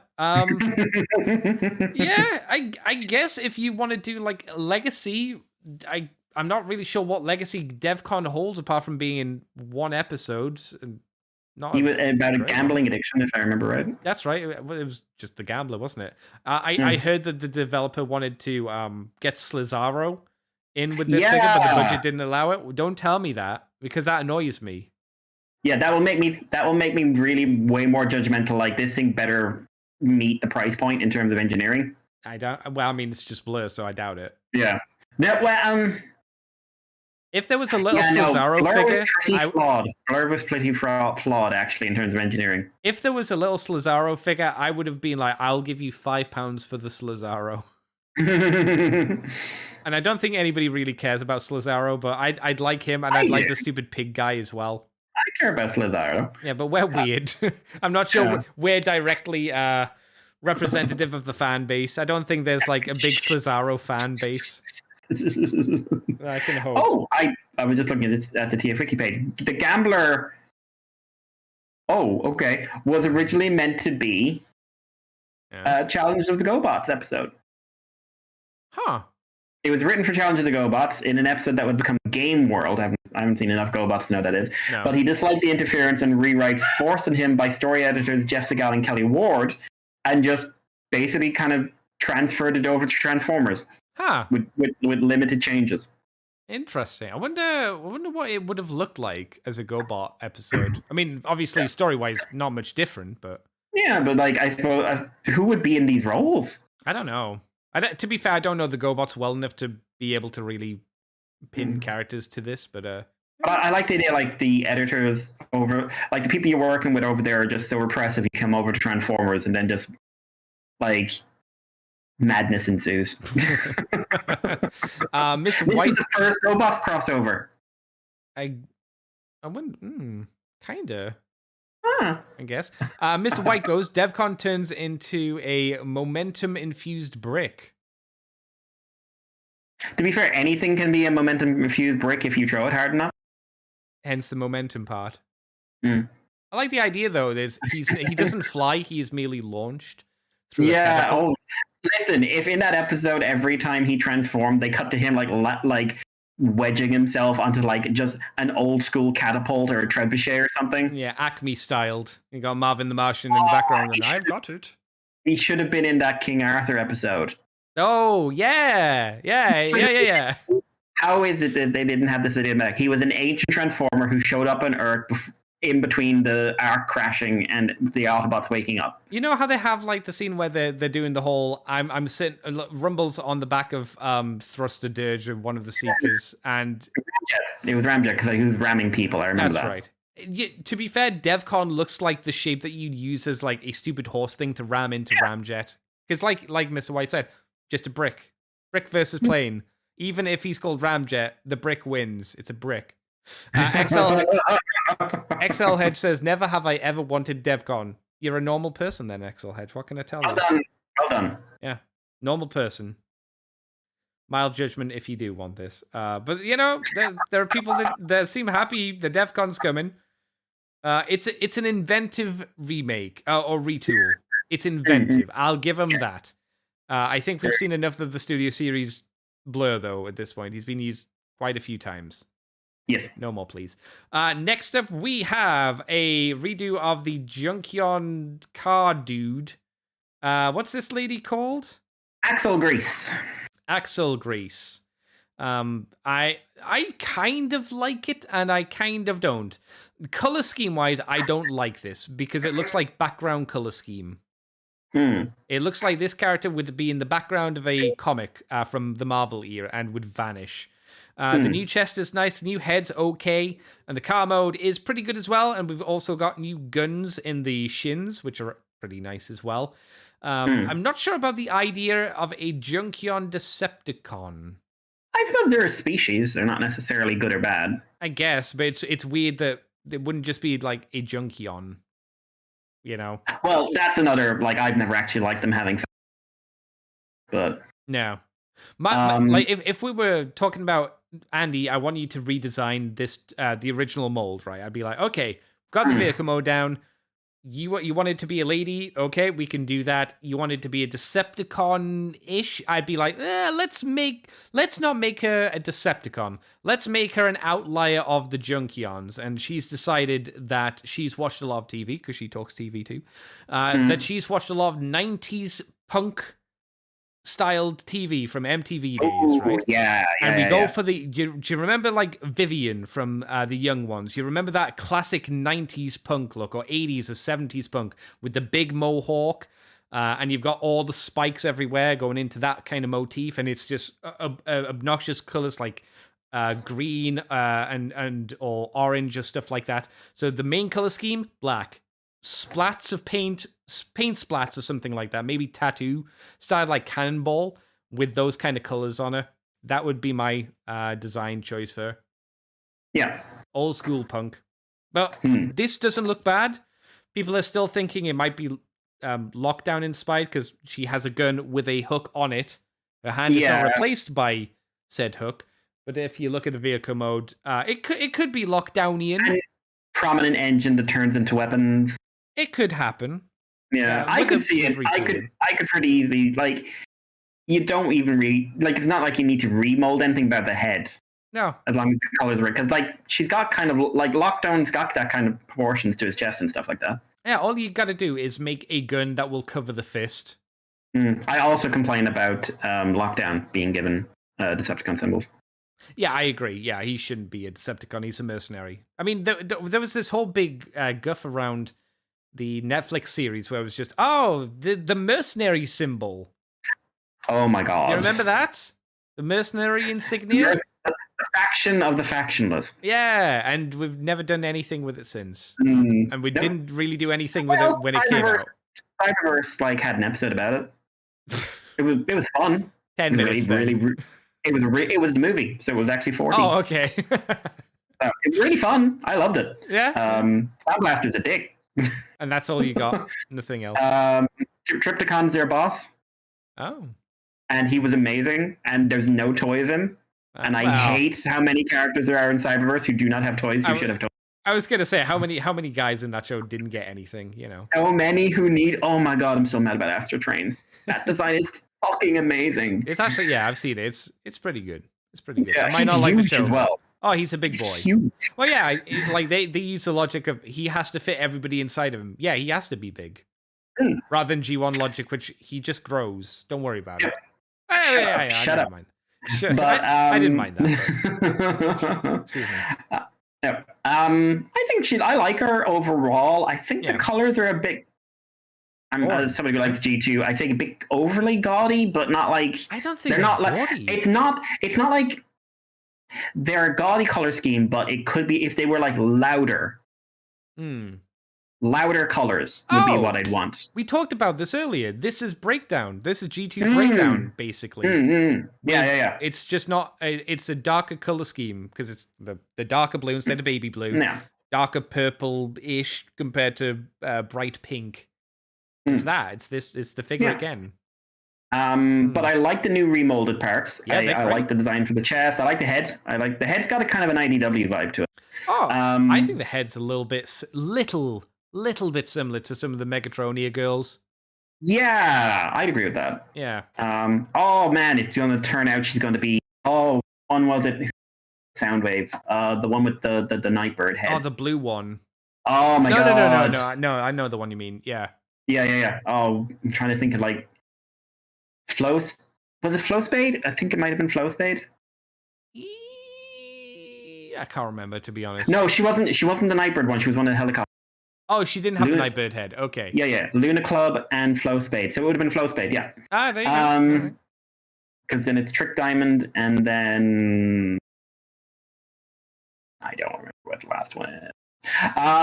But yeah. So yeah, that would be a fun repaint as well. But anything to bring the Megatronia girls back. Fuck yeah. In any shape or form. I love the Megatronia girls. Yeah. Still a grail, still impossible to get. Oh. But I think she works. I'm glad to. This is the only way Evo Fusion actually works for me. Yes. which is the Junkion specifically, not armoring up anyone else, just exploding the Junkions and they come together into these forms. It's weird because I hear, even though they explode into lots of parts, there's not currently there doesn't seem to be a lot of use for them. Yeah, because they're very much 3 chunks. Yeah. And you can only really replace like the front, the middle, or the back. Mm-hmm. And that's it so far. Yeah. Might change when the bike comes out, obviously, but currently. Yeah, and in robot mode, the bike's out. I mean, I haven't seen anybody do anything crazy with the bike as of yet. But the robot mode's like you'll have a lot more freedom because the arms can be different, the legs can be that. But for the vehicle mode, certainly you don't have much, and I don't think you're going to get anything quite as crazy as the fossilizers. No, unfortunately, no. But I think she's kind of above mid, but like I'm not like leaping to get her, but I do quite like her. Yeah, that's how I kind of felt too. She's like my second favorite. It's like Armada Megatron, then her, and then the rest kind of. Yeah. From my point of view, Mr. White says his bot mode, I assume this is for DevCon, is close to the Navigator old G1 story, Man of Iron. So the back in time idea works. Oh, there you go. And XL Hedge says change Axel Grease's head, and it's easy to it's easily could have been Prime Universe ground Vehicons. Oh man, I would like that. Yeah. Oh. Steve returns. Yeah. This is destroyed Steve. You replace the head. It turned out Steve was Steva. Well, there you go. I like the idea. I would change the head. This is like a helmetless Steve, but like I want his Steve with the helmet now. You have 2 heads, interchangeable heads. Yeah. The story is Buzzworthy. The story is it was never shown in Prime. There was a Junkion on Earth because in Prime, fucking everything was on Earth because. Shut up! Don't worry. Yeah, there was a Junkion shot into space. Just randomly. They fell off the planet of Junk and they just fell to Earth. It happens. Unicron's gravity, dark energy. Yeah, nonsense, woo malarkey. It happens in Prime. It's a bit silly. So Steve's thrown off, wakes the Junkion, who then puts it back together with a bottle of goo and a dishcloth, as they did with Ultra Magnus, and rebuilt them into a Junkion who's now Stever. Yeah. I like this idea. This is good. Damn it, we did it again. I want it. Yeah, this is stupid ideas. It's just like, well, that's kind of fun. Yeah. No, justification. Yeah, that's I want to get Skyquake, and I want to get this, and I want them to hang out. Shit. Oh, damn it, Andy. I need money to live. No one needs to live. Well, oh, dear. The last figure that was shown is a repaint of Lyo Convoy into Black Lyo Convoy. Most impressive thing is this is just full on anime colors. It's just that. It's not the boring one, which is just Nemesis Lyo Convoy, which is just black and blue. It's like, nope, this is the anime version. Yeah, not a huge difference, but there is. It's interesting for anyone who doesn't know. Actually, for anyone who doesn't know, this is the original. This is the original Nemesis color scheme. Yes. This would serve as the basis, like this influenced Scourge, and then Scourge set the standard. Like the teal, the black, the gray, that combination. So for anyone who doesn't know, Lyo Convoy in the anime gets a clone called Black Lyo Convoy. Spoilers. For who's not, and then he clones all the other ones as well, but no one talks about them. He's not a Predacon, and he's not Destron or anything like that. He is still like Maximal Symbol, which is why the Maximal Symbol is on the box, but it's cut out. It's got a scratch through it. And his color scheme was a gray body and face with a black mane and teal claws, right? Mm-hmm. And then, basically, when they did the toy, they reversed it. They gave it a black body with a gray mane and all the teal things. And it was, I don't think it works as well, because I think the light body with the dark mane works a lot better. And then every time they've even considered approaching it, whether it's in toys or in fiction, they've always gone with that one. This is the first occurrence of any figure, as far as I'm aware, that has an accurate color scheme for this character. Even the brown, because that's the weird thing about the color scheme. Like, yeah, the parts I would think would be dark black, they've made brown. And I don't know why. You can see in the stock images it's a lot blacker. So I think that's kind of like, well, we didn't want to paint it, but just cast it in black. So yeah, it is like black, like proper black mane, but this is definitely like more accurate to anything we've ever had. Which I don't care about Black Lio Convoy as a character. He's a nothing. He's around for one episode and he dies, and no one mourns him. But like, weirdly enough, it's kind of highlighting. I've never actually tried to spread the hind legs like that. No. But cool repaint. I just like the fact that this is the first time someone said, like, maybe we should just do the line vaguely like it was in the show. But also, this just makes me go like, so Galva Lio Convoy now, please. Yes, the more important repaint. Oh, that's the purple one, isn't it? Yep. Yeah, that's a really good one. Yep. Yeah. Yeah, it is. It's oddly enough, it's Galvatron's colors on Lio Convoy. I wouldn't be surprised if they did. Maybe I could see at the very least. I think Japan will do Flash Lio Convoy. Because they did originally, and he's not. I don't like him. He's translucent and sparkly, but you know, Japan really likes it. Seemingly likes the translucent stuff. So I could see them doing it. I could see them doing it. But like Galva's like a purple mane and a black body, and then a big purple chest and stuff like that. And like the way Lio transforms, you rotate his chest round, so it would be really easy to do. I'm still amused by. But I'm still amused by the fact that Smiths will not change their price tags to say Leo Prime. All their price tags say Lio Convoy. Oh, really? I love that. That's the correct way of doing things. The thing I like about this, I wouldn't want this repaint, to be honest. I think it's fine. The thing I like most, though, is they actually gave the line mode eyes. That helps a lot. I wish they'd done that with the normal figure. Yep. It's like this. It doesn't look. I think it's the eyes that make it not look quite as anemic. I think because the eyes on the original Lio Convoy are just yellow blobs, it really sucks the life out of him. And maybe if they'd given him normal eyes, that would have helped. But maybe that's a paint budget thing that they can't do. XL Hedge says, "You did. It was my idea for the Viacon." No. XL Hedge is right. It was his idea. It's ours now. That's right. Also, there's another boring repaint you could do. Oh. Green Lio Convoy. Is Green Lio Convoy a thing?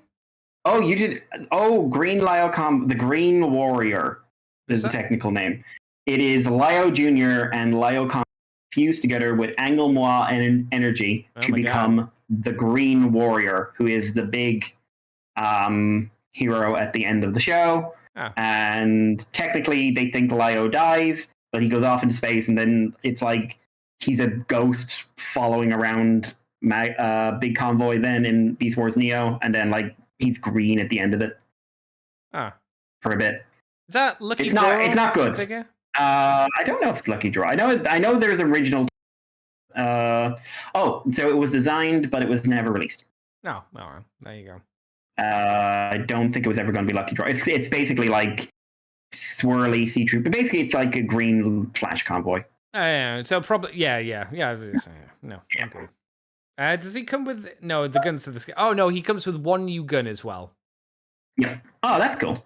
I think. The gun's important. I remember the gun's important because the guns, in the show, because none of the toys came with guns, except for Lio. Obviously, because like the original Beast Wars, it was all integrated weapons and stuff, a lot of those characters didn't have guns. They came up with this stock gun that anyone who was shooting someone would use, and that's the gun. Oh, really? Oh, okay. It's quite referential, which I like. Huh. I don't want him necessarily, but I like the idea of him. Yeah, I guess it's nice he's there. Like he's the Galvatron one might be a bit more tempting for me. But yeah, that's all of the reveals. There are a few other rumors, but hang on. Axelhead says wrong. Nemesis Beast Convoy. Gimme Universe Nemesis Prime. I want a new Black Woolly Mammoth. I mean, we need Big Convoy first. I want Big. I'd rather have Big Convoy, to be honest. I think it's better, but I do want that toy. I would like a big because it's a really cool design that would. I mean, I'm really glad we got that re-release, but there were flaws. Oh yeah, to the transformation in that he turns into nothing, and basically you can. What I love is that the robot turns into nothing, but you also have a shell that you can literally remove.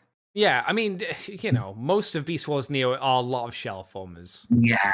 I mean, I like Beast Wars Neo, but there's a lot of Autobot side, at least, a lot of shell formers. The Decepticons, their shells are spread across the body's a little bit better, but even them, they have a little bit of shelliness to them.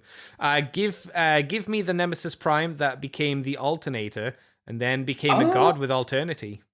Yeah, Alternity's weird. Yeah, everything's weird. Everyone's shooting mats. Yeah. So the other bits that we had were we had the Titan figure, but we'll talk about that last. We had more images of the Commander class Armada Prime. There's no point talking about that. Official reveal of Armada Prime? I'm trying to. I think it is. I don't think the other one we saw. They were all leaks. Were they? I don't know. Who fucking knows at this point? Who cares? More like, it looks good. Like a good toy. The only thing that doesn't look great about it is in combined mode, it's got a uni skirt for the front of it, which is why you never see it with its leg moving forward, which is disappointing. It would have been nicer to have a cut in there just so you could have two flaps. I think that would have been a bit nicer, to be honest. But I never liked the flip up crotch. No, it never looks good. It's always a little. I mean, that's why they deliberately don't show. I think yeah, you can see in like a few in like one or two of the slides, and it looks bad, and that's why they usually don't ever show because they know it looks crappy. But but again, before we talk about the Nemesis, there were announcements of, and these were just like up and coming figures, boys. We got Studio Series Brawn, Studio Series Gamerverse, Cliff Jumper, who will just be a cool. Hopefully new head. Yeah, I would imagine a new head, but it'll the prime head, Damian Johnson. What's his real name? What? The Rock's real name. Oh, Dwayne The Rock Johnson. Dwayne I want to say Damian for some. Yeah, I thought did you say Dwaynian? Yeah, I knew it was like a Wayne noise in there, but Dwaynian Johnson. That's a hell of a name. That sounds like a Hellboy character. Dwaynian Dark Blood. I could see that. So yeah, Gamerverse, Cliff Jumper. Yeah. There's a Studio Series Bumblebee movie, Optimus Prime. It's like, have we not had that? I guess not. I thought we were getting Studio Series Rise of the Beast Optimus by now. Maybe that's it. I don't know. I am confused. There's also Gamerverse Voyager Megatron. He's got a lot to live up to, I think. I love that toy. Yep. I love that deluxe toy. Yep. Voyager scale had a bit more accurate to the game. Bit more going on with the transformation. You have a lot to live up to, but this is an opportunity, and that is my favorite Megatron design from that continuity. I do like it better than the Fall of Cybertron design. Oh, definitely. I'm interested to see if it will it make me go I want it, because I like the Gamerverse Voyager Prime, but I don't think I like it enough to use it to get it to replace the deluxe one, because I still think the deluxe one's good enough to stand on its own. There's also Rise of the Beast Rhinox, and a Bumblebee. I don't know where the fuck it's from. I don't care. I think that's like Dark of the Moon or something. I'm gonna double check. Sure, it's a fucking Bumblebee tuna, Bumblebee. Yeah, Dark of the Moon. All right. Dark of the Moon core class. Oh. Oh, that's exciting. Ripperoonie. There are some figures I'm very excited for when they get announced for core class. Bumblebee ain't one of them. No, movie Dark of the Moon Bumblebee, you mean? No, that's the one that's got me. But yeah, the big reveal was the new Titan class figure, which is the Nemesis. Not complete. It has brown flaps, baby blue flaps, grey bits. It's not the finished version, as far as we can tell. No. Using our big boy detective vision.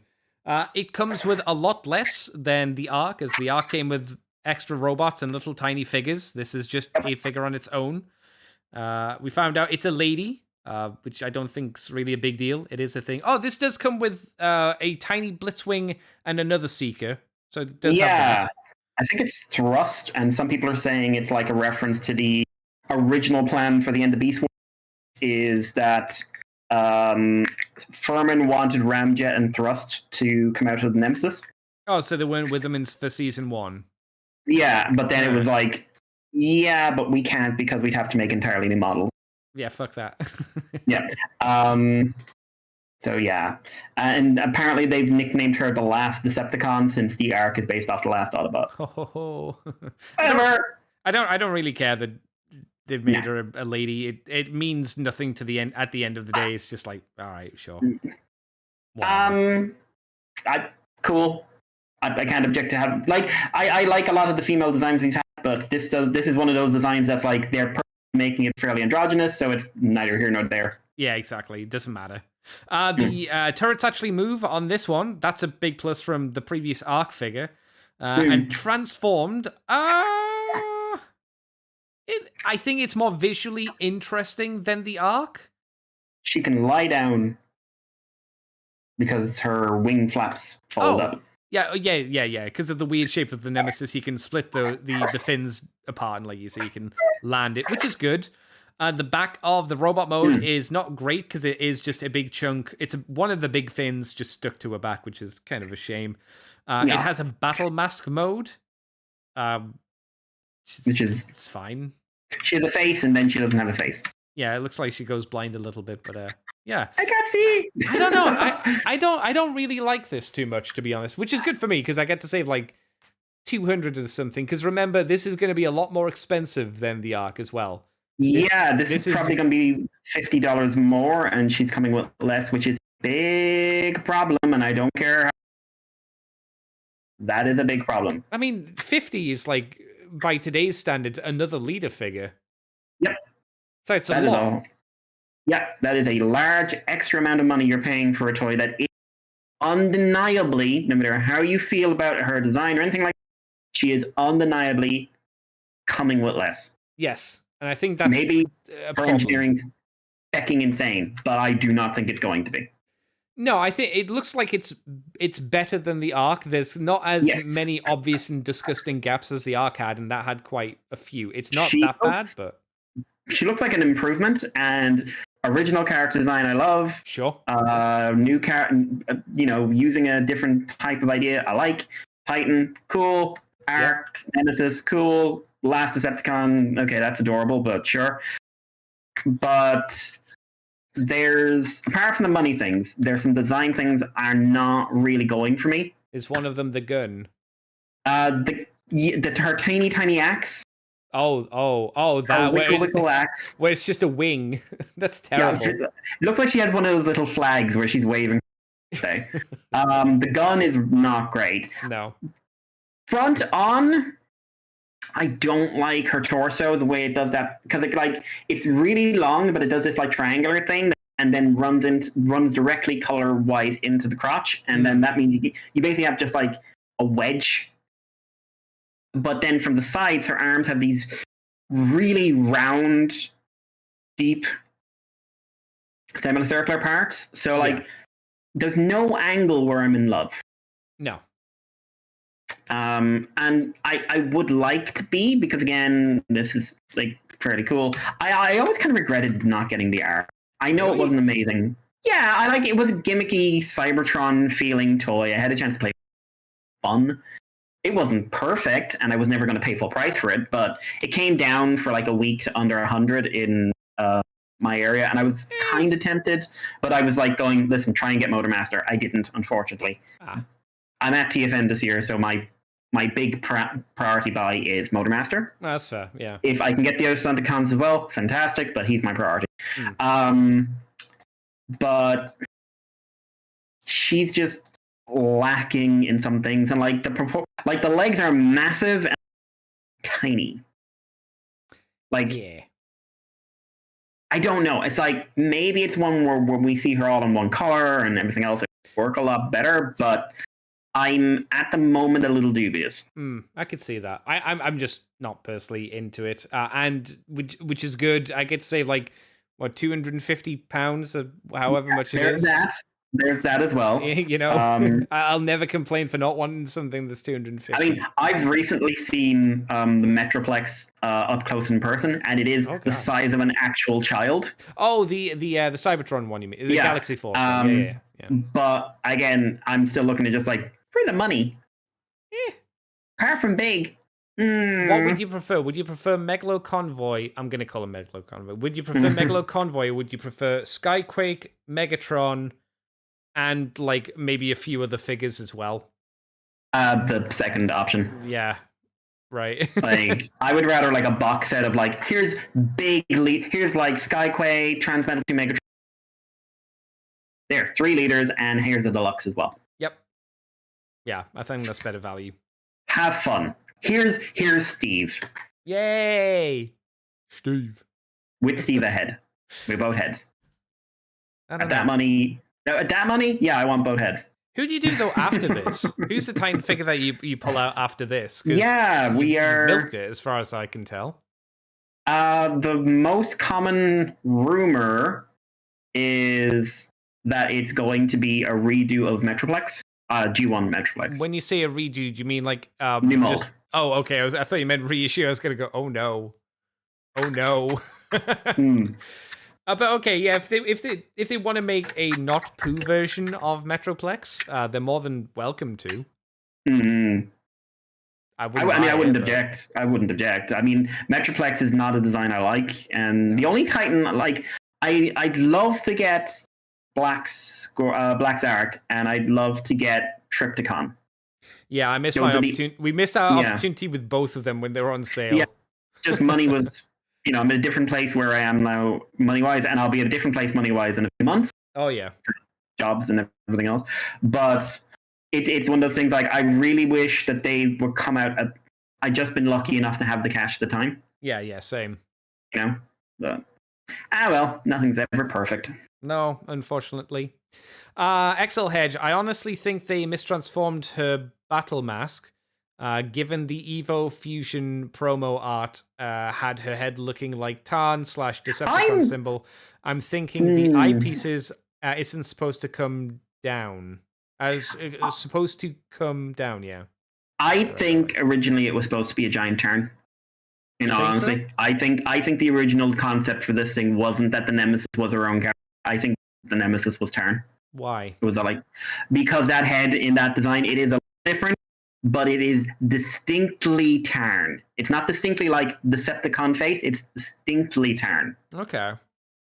And to me, it was always like, okay, the idea is going to be like Tarn become the Titan. Tarn, like if there was a legacy fiction, it would have been about how Tarn's the main villain. Okay. And he's going to possess the Titan and blah, blah.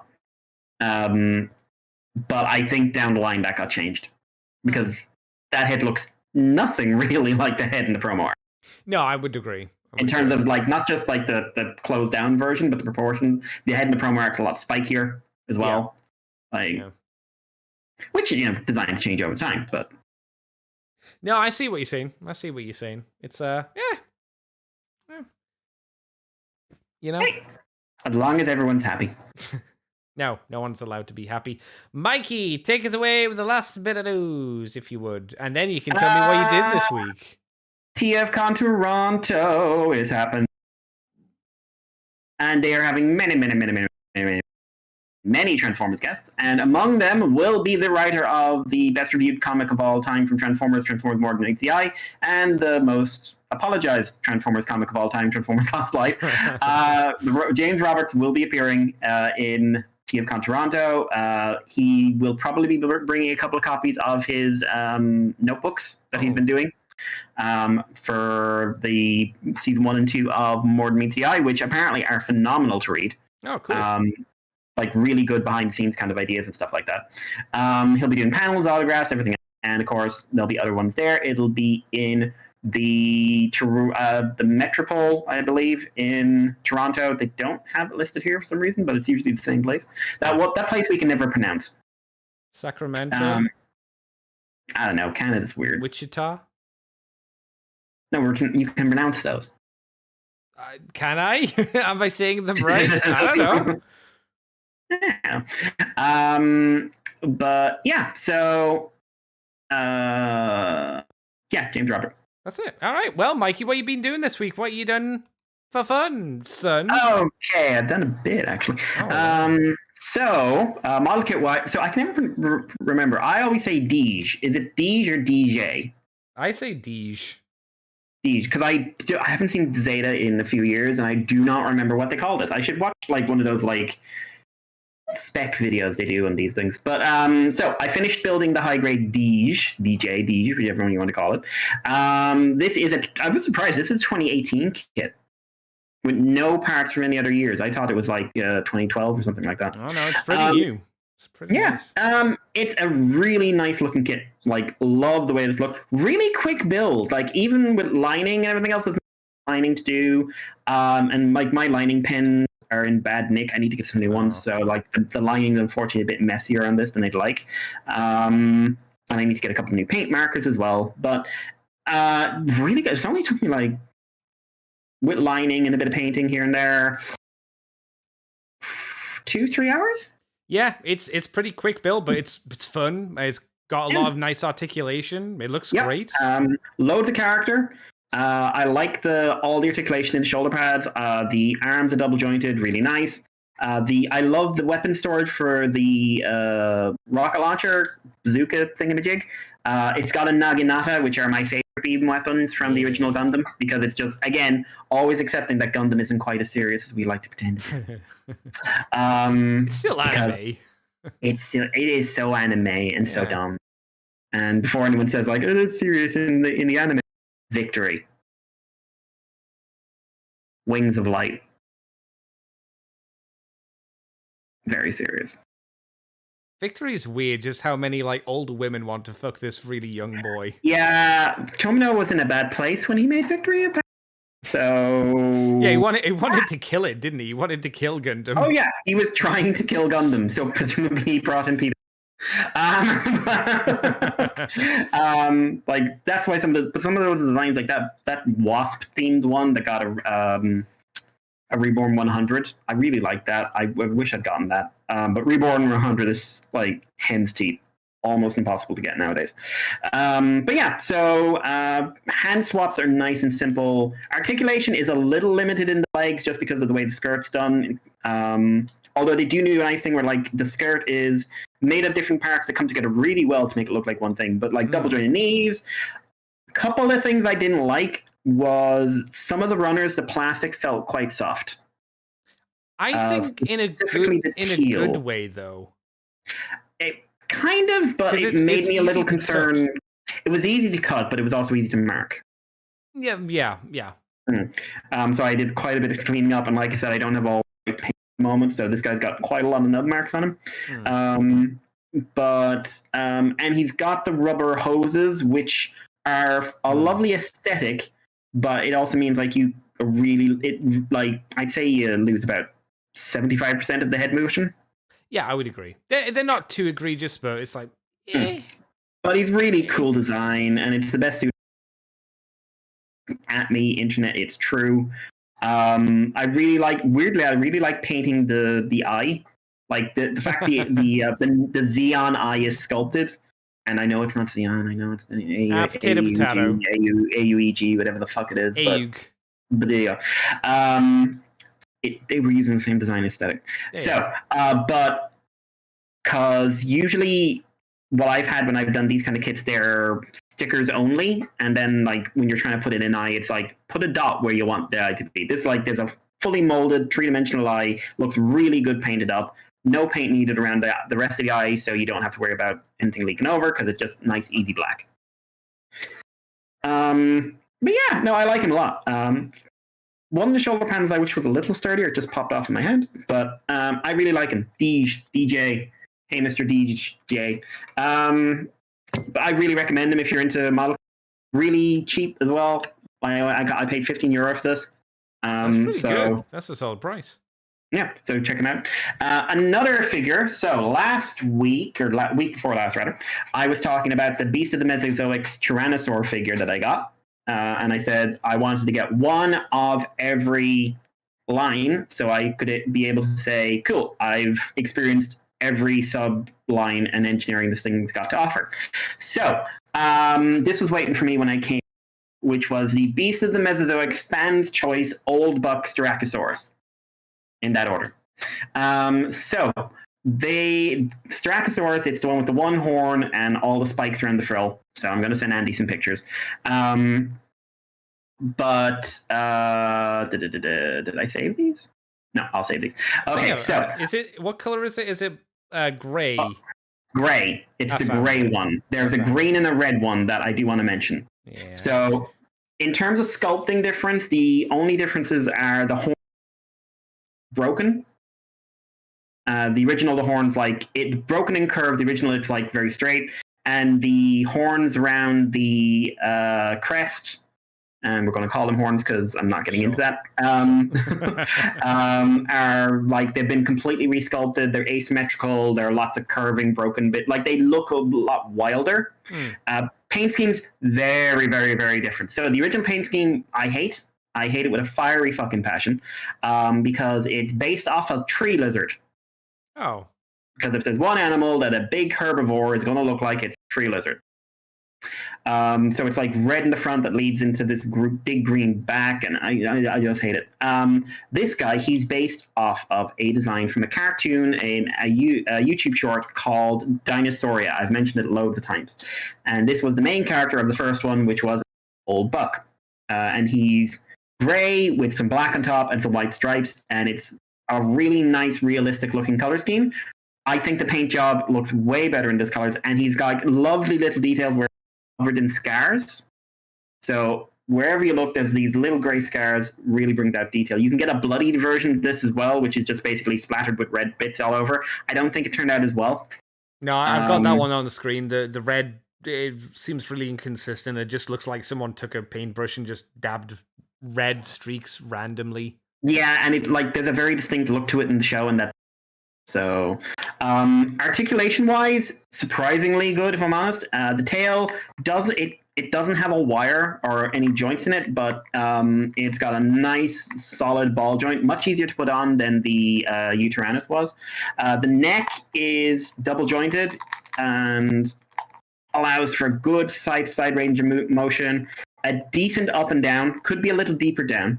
The jaw is quite expressive. It's got a little tongue inside that it's really hard to see, that kind of moves with it.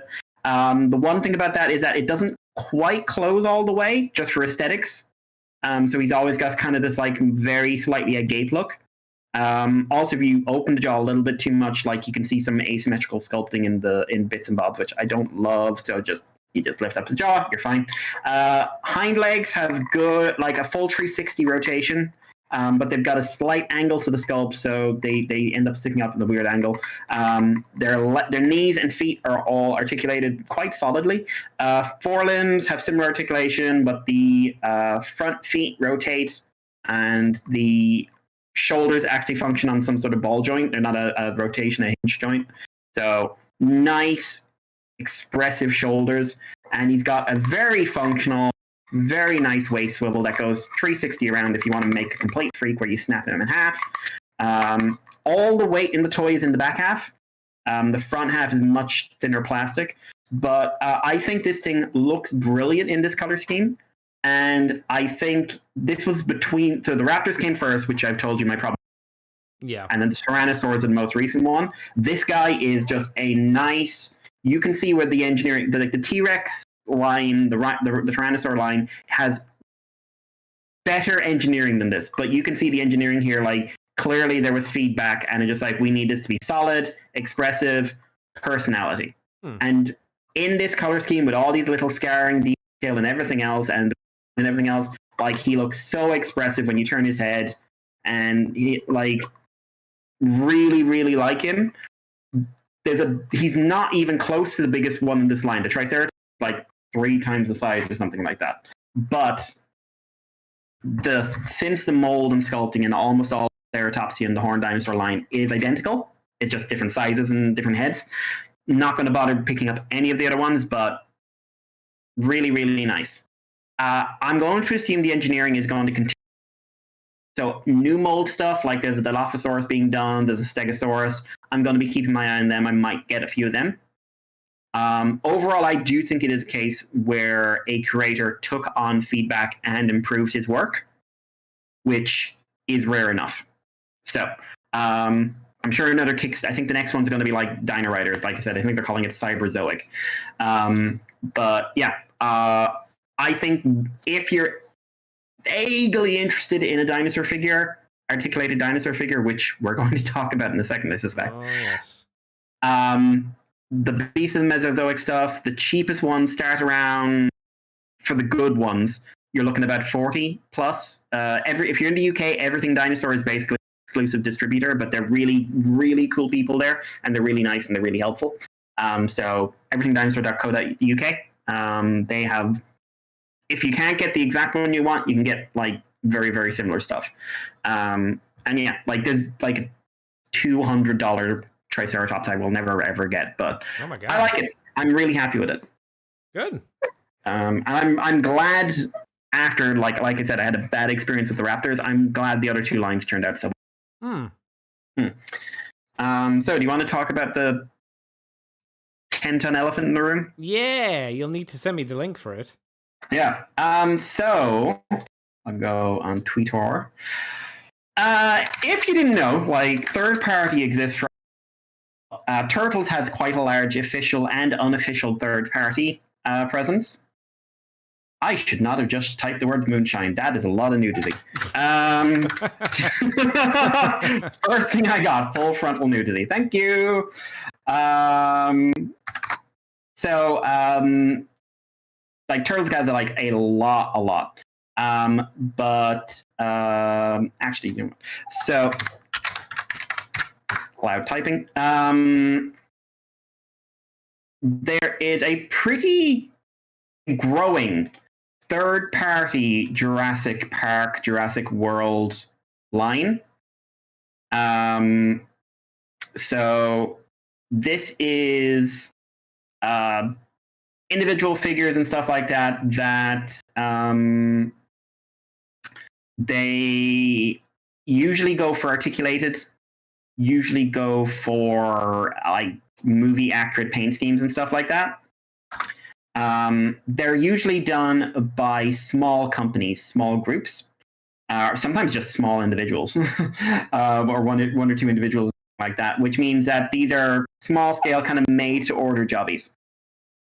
That can and very much does translate into some fairly insane pricing. Wee-wah kind of pricing. Oh yeah, I sent Andy one out now from Idel Toy, who were one of the earlier ones. They tried to do a lot of crowdfunding and originally really get it going, but I know they've gotten some left. Arctic Toys is another one. They've done all like the Tyrannosaurs, they've done the Spinosaurus, they're doing the Raptor, and they're doing the Peter Jackson Vastatosaurus, the V-Rex, the T-Rexy thing from that. But so they're expensive. Like the Arctic figures are about 200, 250 painted. You can get unpainted ones that's depending on scale as well, of course, but they'll usually start around 90 to 150 painted if you want to paint them up yourself. But like, I'm not that good, and I know I'm not that good. But yeah, Moonshine Animations, who are stop motion animation VTuber, they shared a link today, and I was just like, holy hell. Because Idel Toys, like I said, they were one of the original ones. They've come out with a bunch of pre-orders for figures. From the scale is 125 to 135 to 120. Painted and unpainted are going to be options. And yeah, holy hell. Wow. These prices are nuts. Even in the realm of third-party Jurassic Park, low production, blah blah blah blah numbers. These are insane. So what are our options? You can get 1/35th scale. So that is 1/35th scale dinos. We've got the Giganotosaurus from Dominion, which is $490. So not cheap at all. You've got, again, I'll stick with the scale, 1/35th scale Indominus. You've got the unpainted Indominus for $290, and you've got the painted Indominus at 1/35th scale at $490. You've got the T-Rex unpainted, 1/35th scale, $225, and then you've got the T-Rex painted green, although not sculpted green, so it's the wrong sculpt for this. You've got the T-Rex 135 at $390. Now, and Spinosaurus is in there as well, $590. Do you think these are worth it for the price? No. You had to think about it, didn't you? You're like, I want it, like, the sculpting is excellent. Like, I want to say that right now. The sculpting is fantastic, but 1/35th scale is about the size of the Utyrannus I have. From what line? From the Beast of Mesozoic line, which was,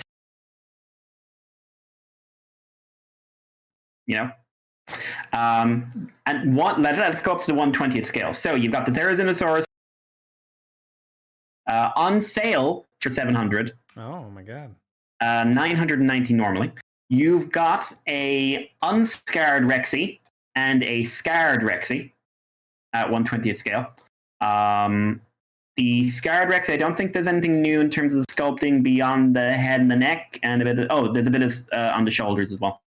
But does not have the missing tooth. I'm going to point that out now. Has a full set of teeth. Well, that's why it's so much money, because they had to sculpt an extra tooth. She should have one very notable diastema on her left side. Dude. Charging $790 for the scarred version and $990 again. That's nearly $1,000. Or the regular version, is there any price difference? Oh, $750. Oh. So she's slightly cheaper on scale. And yeah. I mean, they do look nice, but I'm not sure they look that nice, you know? And it gets more expensive, Andy. No. Yeah. So the cheapest 1/20th scale, no sale, $700 for the Incaus. But so 1/20th scale Indominus Rex looks phenomenal. Love it. $890 on sale, regular price $1,200. Camarasaurus, which is kind of like a Brachiosaurus, $1,800. 1/20th scale. Ooh. Indoraptor, 1/6 scale. Why is this one 1/6? I don't know. It's not in scale with anything else in this line. Huh. 1,500 on scale, 1,800 normal. Yeah. So, what a deal. I cannot really verbally express how frustrated I get with this. Mikey, they've got like an image for a choking hazard. What part of this could any child choke on? Don't know. I think it's a legal thing. It's so big. No child can eat this. I would imagine. Adele actually started with a smaller scale, like 1/35th scale stuff, and then they moved up. It looks like they're going to be doing a blood T-Rex from the Jurassic Park original line, which is a thing. And the 1/20th scale, so look forward to that costing more than your children. Yay. I just... it's really frustrating. It's really... And this is not there's like some dinosaur toy reviewers who review these, and one, they're used to reviewing static stuff, so they don't really talk about articulation too much, but they were also like, wow, this is amazing. I got a review copy. Very happy you got a review copy. Oh yeah, you basically save like, depending on the size, like $1,000, $400, $800. I mean, yeah, I'd be happy with it too. You could just sell it for full, for like half price and get a crap ton of money off of it. Yeah. Oh god, it's so fucking frustrating. Oh, Mikey, apparently the choking symbol, according to Mr. White, is for adults. Don't tell anyone the price when they are drinking tea, or they will splutter. That is a very fair point. That's a fair point. That's a very fair point. So yeah, Moonshine Animations bought one because they're insane, and they actually like. I liked how like there was so much regret after they clearly hit buy. Oh, I'm not surprised. But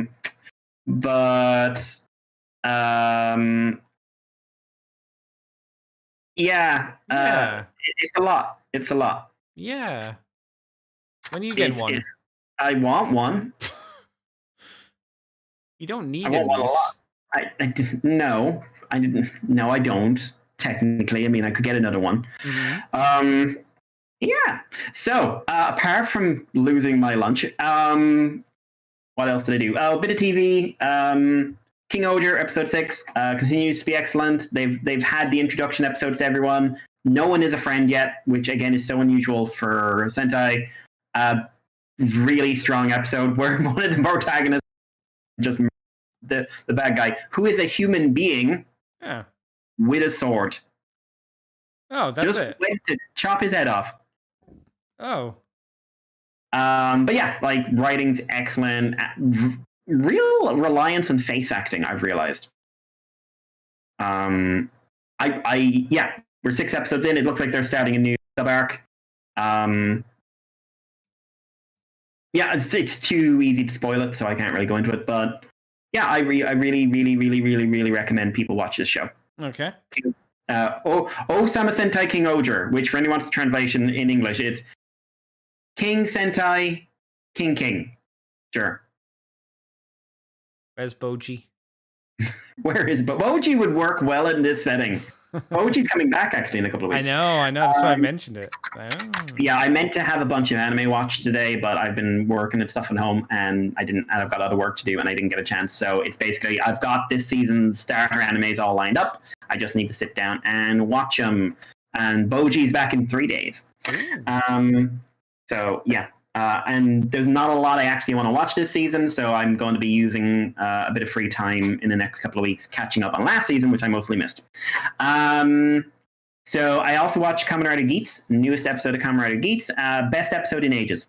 Really strong episode, lots of big reveals, pretty dark, a lot of focus on Nago, who I've been enjoying. Plot being pushed? Oh, yeah. Plot being pushed. Weird thing is, we basically have had what we assumed to be the big reveal of the end of the show already. Oh, all right. At the end of this episode, which made me curious to see what's coming next. But yeah, good character stuff, good acting, as always, phenomenal action direction. Funny scene where Ryder rides a CGI lion, and it looks like she's enjoying it a little bit too much. Oh no. But yeah, no, great episode. Like, I enjoy Geats, but this is the kind of stuff I really enjoy out of Ryder when what can we do that no one else can do? Really strong. Also watched the finale of Owl House. So episode 3 of season 3. So that was strong. That was well written, and that was frustrating because that is so obviously something they wanted to put into a full 20-episode season that they have had to condense down into 3 long episodes. Is it a Cartoon Network show? Disney. Oh. Disney cancelled them. I assumed it would have been a Cartoon Network show because I heard it was cancelled. But Disney cancelled them, but said, like, okay, you can wrap your... Because apparently they thought no one was watching. And then their numbers for season 3 have been huge. Disney, always making the good ploys. Yeah. It's a really good show. I really like Owl House. I like the characters. I like the animation. I like when they do action. I think it's good. There is a permanence to things in Owl House that you don't get in many things.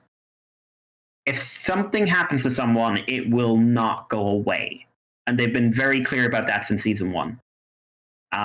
Whether it's physical or mental. So I'm quite pleased. It's just like frustrating because I know if they'd had a full season, we would have had better. We had very good. We could have had better. Okay. Still got off better than Final Space. Everybody died, Mikey. Apparently. The end of the universe, baby. That's all we can really say. Yep. But the only other thing of note this week was I watched episodes 1 to 8 of season 3 of Star Trek Picard. Oh my god, you did the thing that I said to do. I watched Jean-Luc Picard season 3. Oh my god, you mean Jean-Luc Picard? Picard. Picard.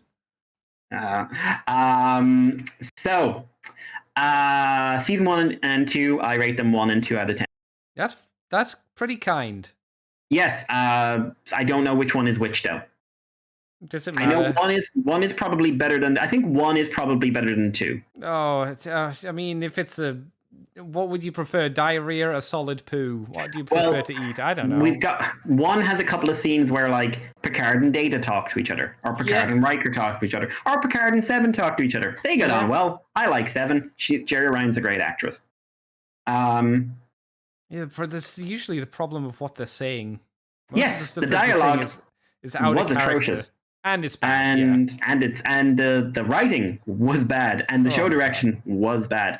But what happened, because I, of course, being me, did background reading, is Terry Matlas was co-showrunner for season 2, but then he basically got to do season 3 all on his own. Yes, Kurtzman was thankfully told to go away. Yeah, and the writers were now like a bit more experienced, and there was a lot more. Matlas suddenly came out and said, like, well, I'd like Picard season 3 to be what Nemesis never was, which was a proper goodbye to the TNG crew. Yeah. And you can see that. You can see, like, oh, you actually gave a shit from the start. Oh, yeah. And you were working against the system. I'm not going to go over, like, individual plot points of this. It's 8 fucking episodes. But it is a monumental improvement. Yes. Like, shocking. It's like I said, Absolutely though, right? Shocking. It's not perfect, but it's so much better than what we were getting. It is massively surprising.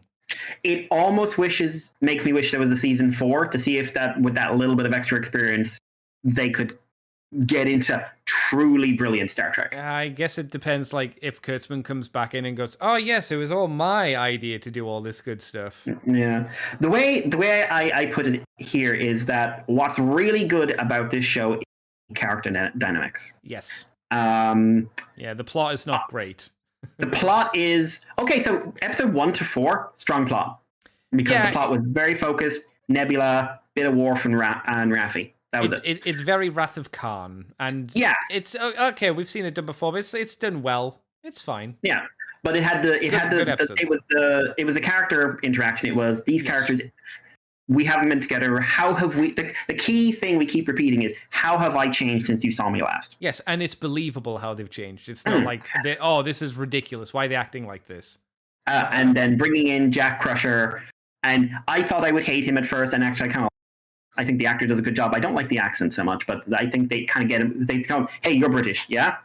Play more British. Because, your dad's supposed to be French. That's the joke. Well, he studied in London, so the accent stuck. That's their excuse. Like, whatever. Yeah. Right. But I did end up liking him more than I did, because they don't play him as, like, O'Connor. They don't play him like a lovable rogue. He's just like, he's a fairly decent person who kind of sees the law as something that is not there to get in his way. But Beverly's interesting. She has a phenomenal scene, which I thought really, really communicated well, like the feelings of someone like Picard when he gets those kind of revelations. Riker and Picard, great chemistry. Worf is a little overly comedic in the first 4, but I think overall I like him.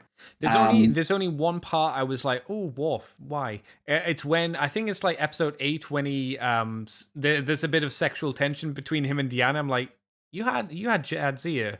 That was the love of your life. Yeah, you don't need to be lusting after Troy now. We're done with it. They kind of spin it into like, oh, it's kind of like, oh, I still love you very much and you're amazing, but also I had therapy. Isn't that nice? Yeah. Which was okay. I get the gag, but move on. Yeah. That's like no mention of Jadzia in this, by the way. No, I know. But again, Klingons, they're dead. Move on. Soul's gone. They blew up a sun to take out a load of dudes. It's like she's done. I've done my thing for her. She can just deal with her own shit. Yeah. She's in Stove, of course. She's having a good time. Yeah, and then we move into the next 4 episodes, and Geordie's very good. Data, I thought it was going to be lore the whole time, so having there actual Data and have him be played well and get to see lore and Data react off each other and remind like, oh yeah, he's a really good actor. Yeah, you had a good resolution to the Data lore situation, which you didn't really do at the end of Descent Part 2. No, they just kind of took his brain out and said, we're not going to talk. Oh, we're going to disassemble you, and you go, oh. Yeah. Okay. And bringing in the whole like synth thing and like how synths work nowadays and stuff like that, and but not doing what they did with Picard, like saying like he's a synth, but it doesn't really matter to who he is. Well, he's a synth, but he's like actual synth. He's still Data. Yes, like he's still got Data superpowers. He's still probably capable of punching you through like a bulkhead, but now he'll go like ow afterwards. That was good. Shaw. Okay, I'll talk about Shaw in a second, but 7, I like 7 in this a lot. I think it's interesting bringing up basically she's running into Borg racism and like you say your name's Annika. Nah, your name's Annika while you're on my ship. I'm not happy. Baby LaForge is fairly fun. All the actors are doing a really good job, and I would have said like Patrick Stewart didn't have it after last season because I thought he did a very bad job in season 2. Yeah. In terms of acting. Yes. Where the show hits rocks is when it is dealing with the tones and characters and stuff. It drags on from season 1 and 2. The bring in changelings, great. Dominion War, thumbs up. Writing Vadic that way, the actress is too good to be giving those lines. She is a talented actress, and she is delivering them like a Doctor or a Kelvinverse villain was another way I put it. Yeah, it's the overly quirky villain, which is a very modern kind of thing. It's like Loki. Heath Ledger, I loved you. Yeah, Heath Ledger, Loki, that kind of. Heath Ledger, I love you, but you did serious damage to villains, and you did it great for one character. And now everyone is chasing and has been chasing that dragon for many years. Yeah. But she's over the top. She's like, oh, I'm saying long speeches. And like Data calls her out a monologue. You were right to do that. She never comes across as threatening. Like I never feel like whenever she's doing. Like, you're meant to think that she's threatening, but it never comes across to at least me and audience members. Oh, I'd be scared of her. I'd be like, she's just weird. She's your old weird gran. What are you doing? Something writers on. frequently forget is that, yes, this is like what people think is popular, but if you want to write a villain, there's a reason those one-off Romulan villains who showed up in various episodes of TNG stuck with you. There's a reason Dukat sticks with you. Oh. There's a reason the female changeling sticks with you. Oh. There's a reason bloody Borg Queen sticks with you. And I don't like the Borg Queen. But no. Because they're realistically threatening, because they're saying things real people have said. Like, Dukat speaks like a real world monster, in that he is calm, approachable, and utterly willing to pin you to the wall. And believes everything he's doing is the right thing. Yeah, she does. Vadic doesn't believe that. Vadic is a revenge-driven lunatic. Yes, yeah. And then, I don't want to say this too much because I know there's lots of spoiler things, but the science fantasy element connected to her, which seems to be spinning off into Jack, again feels like it's a dragged on thing from season 1 and 2. Yeah, I think there's an issue of it having to be a season 3 because they can't go. I don't think they could have gone too against what the previous seasons were. I don't think like I saw that you were complaining about the lack of lighting on the bridge, which 100%. Turn your lights on. Something should have been done there, but I don't think they could have changed too much about it because it's clearly season 3's way cheaper in terms of budget, way cheaper compared to seasons 2. So I think this set was used from a previous season, and I don't think they could have relit it or anything like that. So they just had to make do with what they had, unfortunately. Oh, absolutely. And then also suffer like people like Raffi, who's better. But man, go away, Raffi. Yeah, Jesus. Still bad. Because they write her like she's in season 1 and 2. She's up against people who are like, no, we're not. We don't do that here. Yes. But like, I was thinking like, okay, you want to keep someone from season 1 and 2? You did. Her name's 7 of 9. You kept her. In fact, you had them break up. Raffi adds nothing. Yeah, but new character. Everybody loves Raffi. No, they don't. No, everybody does. I'm sure someone does, but they're wrong. Because like the actress is fine, but the character is just unpleasant as a person. Yeah. And too much. And like, I don't care about the fight scene stuff too much because like, okay, can she fight Worf? No, actually, she can't. No, I care more that she's able to beat. I mean, I thought it was weird that she could beat 4 changelings. I also thought it was weird that the 4 changelings had swords and they lost their guns somewhere for some reason. The changelings are completely nerfed. For that episode, in the previous episode, in general, because like you can just kill them with a gun. Yeah. Or stab them, which is the thing. They have organs now, so they can die. Yeah, I get that. Well, they don't die because they get back up again, like the big dude, I think. But once she slices his throat, he dies. Yeah, it's strange. I don't get it. But I don't also love the changeling visual because it looks too solid. It's got bits in it. It looks like a lump of meat. Yeah, I think it should like. I always thought something that was good about the visual effect for changeling was it doesn't look organic. It looks liquid. It looks like something you can touch and like. It doesn't look like something which is like, they're so different from us. Like, this looks like, what if you actually took a human and made it a liquid? It's just like, nah. Yeah, I agree. Because the whole thing with Dr. Moira was he looked at this little cup of goo and he was like, oh, this is just a cup of goo. If you saw this big lump of meat that's clearly movable and malleable, you'd be like, that's probably alive. Odo never looked alive. He just looked like a cup of goo because... I mean, for the special effect, he was a cup of goo. Yeah, and I'm surprised no one tried to drink him at one. But they did. That would have been very sad. Odo. I was very pleased to hear Odo get a shout out, like a man of great, man of great honor in the link, a friend, and we're just like, oh. But yeah, like I do like the comedic scene where like Raffi's training with Worf, and Worf goes into the like, I am so much better. Actually pretty patronizing. I'm not moving. Block, block, block. You mean nothing. And then he just sits down and I'm like, I'm done. That's not worth it. You're not even worth my time. And then like, who's going to win in the scene? Who's going to fight? Plays into my personal theory that Vulcans suck. Yeah, the Vulcan gangster. He's more Romulan-y. Yeah, I don't know why they didn't say he was a Romulan, to be fair. Because they wanted to have like, Vulcans aren't perfectly moral either, and they aren't. They shouldn't be. Logic is fundamentally amoral. So you should have Vulcans who are good people, Vulcans who are bad people. That was covered in Enterprise with the season 4, where they tried to blame the religious people and like, oh no, it's the High Council. Like, I just like the idea of just like, like it's saying like, while something exists, like there's going to be an underworld to it. Like, I like the idea of it. Then I think about it, and just like, hang on, Starfleet can like literally give you anything. Crime exists to fulfill needs that aren't available. Yeah. You can go to a holodeck and have the most brutal, violent sexual experience you want and not offend anyone because no one checks their holodeck files. Drugs and stuff, You can get those. I don't think you can get space. Oh, yeah, but you can't do that and like come back to the Federation too easily, probably. You need to deal with gangsters.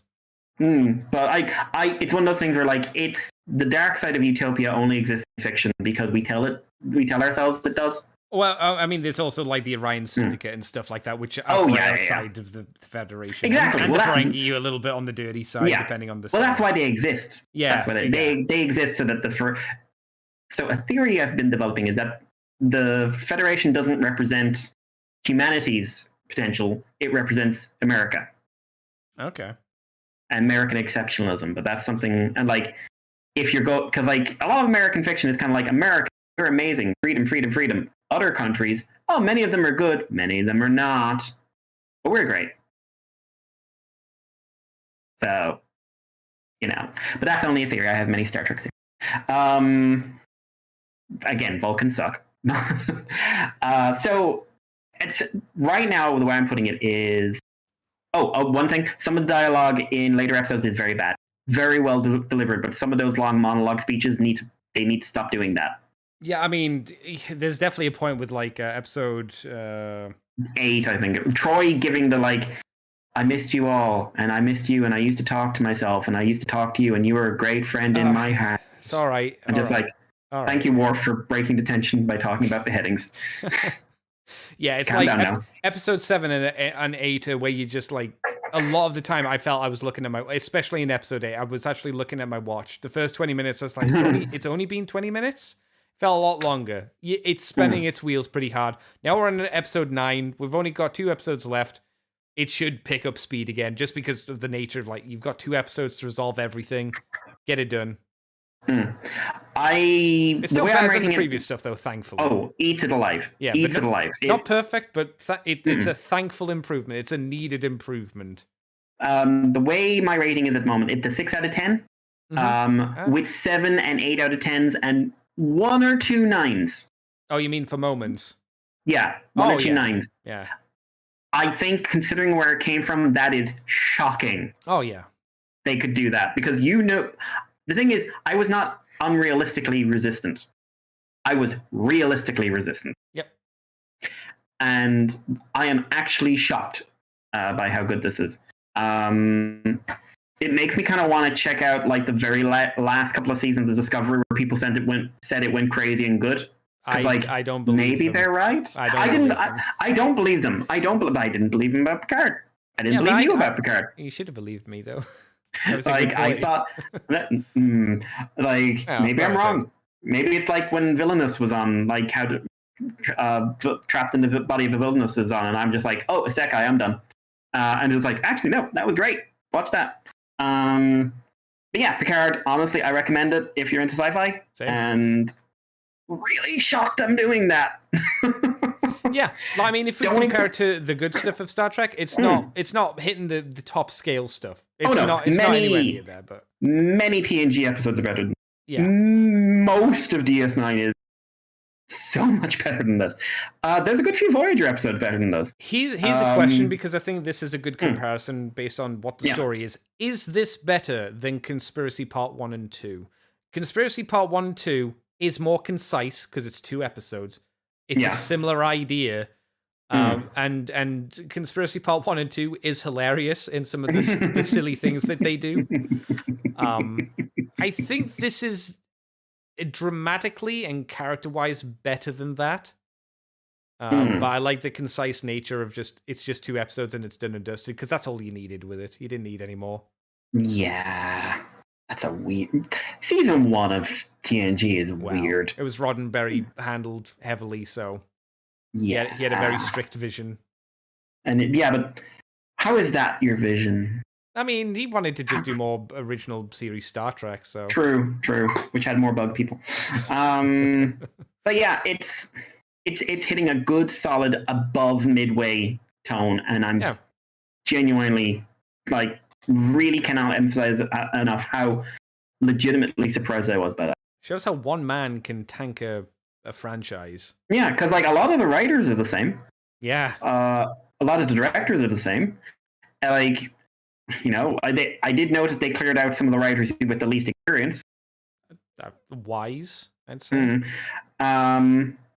It's very much a case of these are people doing some good shit. Yep. And I'd like to see them doing some more good shit. Yeah. does it give me hope back for Star Trek? Maybe not like complete hope or anything, but I am curious to see what's coming next for the first time in a while. Clearly, you're more open. Yeah, so that's good.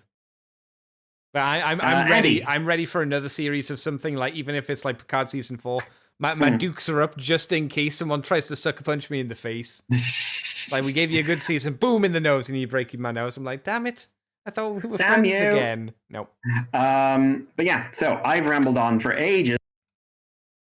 Sure did. For 5,000 years. 5,000 years. Yeah. You're asking me what I've done? Yes. All right, so what did I do this week? I saw a movie which I'd only seen the last 10 minutes of years and years ago, called Legend. Is it Legend or Legends? Tell me about the movie first. Tim Curry. He's a big demon man. Oh, Legend. Legend. I can't even find it. I think it's Legend, yeah. 1985. Yeah, I'd never seen it all the way through before. I'd only seen the last 10 minutes where they fight big, thick boy Tim Curry. So I watched that. It's a very interesting film. It's a Ridley Scott film. So visually, it's fucking beautiful. The costumes are great. The costumes are really good. The costumes for the goblins, the 3 goblins, for Tim Curry, the dresses that they make for the princess, the fairies and everything, they're on point. The sets are beautiful. It's a very interesting visual. Oh, the weird hag bog creature lady. What a fucking costume on her as well. Amazing. Story. Okay, no, maybe not story. Editing makes it feel like a dream sequence. It doesn't feel real. It doesn't, like, nothing feels like it's tangible. And it's hard to kind of express that. You need to watch it and you get this weird feeling that nothing feels quite right, just like when you're asleep. I was told by Mr. Adam White that there are multiple cuts of this movie, and I said in a joking way, "Oh, like Blade Runner," and he said yes, and I went, "Oh, that was a joke, but okie dokie." I have no idea what version, I saw. It's whatever version's up on Amazon Prime. Story-wise, it's a little bit all over the place. It's a pretty, like, girl touches a unicorn. Dark Lord wants unicorns dead, so the sun never comes up. Sunlight's his enemy. So he kills the unicorn, steals its horn. The princess is blamed. The princess is captured. He tries to woo her because she's got a pure soul and he wants to have sex with her, I guess.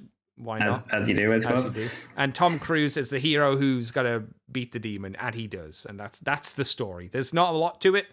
It's very basic, run-of-the-mill kind of story. But I still think it's hard to say it's worth watching just because there's not a lot of story there. But it's there. I think if you're an art student, you like design or anything like that, I think this is a really good movie for that. Just for the visual side alone. I mean, have you seen it before, Mikey? Yeah. Oh, many years ago. But yes. What were your thoughts on Legend? Would you agree with me with its kind of nothing story, but kind of interesting regardless? Yeah, I think that's fair. It's very simple and direct, and it doesn't like invent anything or reinvent anything. No. But it is doing things in a very straightforward way, which is no bad thing, to be honest. But it's yeah, I really liked it. But I'm so into a lot of the visual side of things. Oh yeah, 100%. So it is so pretty. Like it's like the sets are so good. Like you don't know. Yeah. Like, because they're all real. Everything's real. It's not CGI. So when you look at like a giant forest, it's a giant forest that they really exist in. When they go to the Dark Lord's lair and he's got these huge areas, I would have loved to have seen the sets. Like, without the lighting or anything like that. Just imagine walking around those sets. Be fascinating. The creation of like the props as well, like the Dark Lord's chair, which is this weird, almost skeletal like bone chair. It's so good. It's so cool. It just doesn't have a story to really back up the interesting stuff. It's Mr. White says film students need to watch Legend. Yeah, 100% for the cinematography definitely. and effects, but modern audiences would find it rather quirky. Yeah, I think that's fair. I think they remade it, or they did a sequel thingamajig. No, No? Yeah. It's a TV. Like it got a 1-season. Was it just called Legend? Yeah, it was just about some of the side characters. I saw a trailer and it looked very like MCU-y. Oh no. Okay. Legend TV series. I see cowboys and Indians. I don't see. I see some Asian people from something. I see Sean Bean, Kung Fu. The Legend continues. That's not it. I don't see Legend based off of the 1985 show Legend. Do you remember when it came out? Oh, Legends of Tomorrow. Legends came out there like last year. This year. God, so it's like 2022. Oops. 2022 TV series. Oh, no, that's Urban Legend. Or Legend. It might be Legends. I don't know. Anyway, regardless.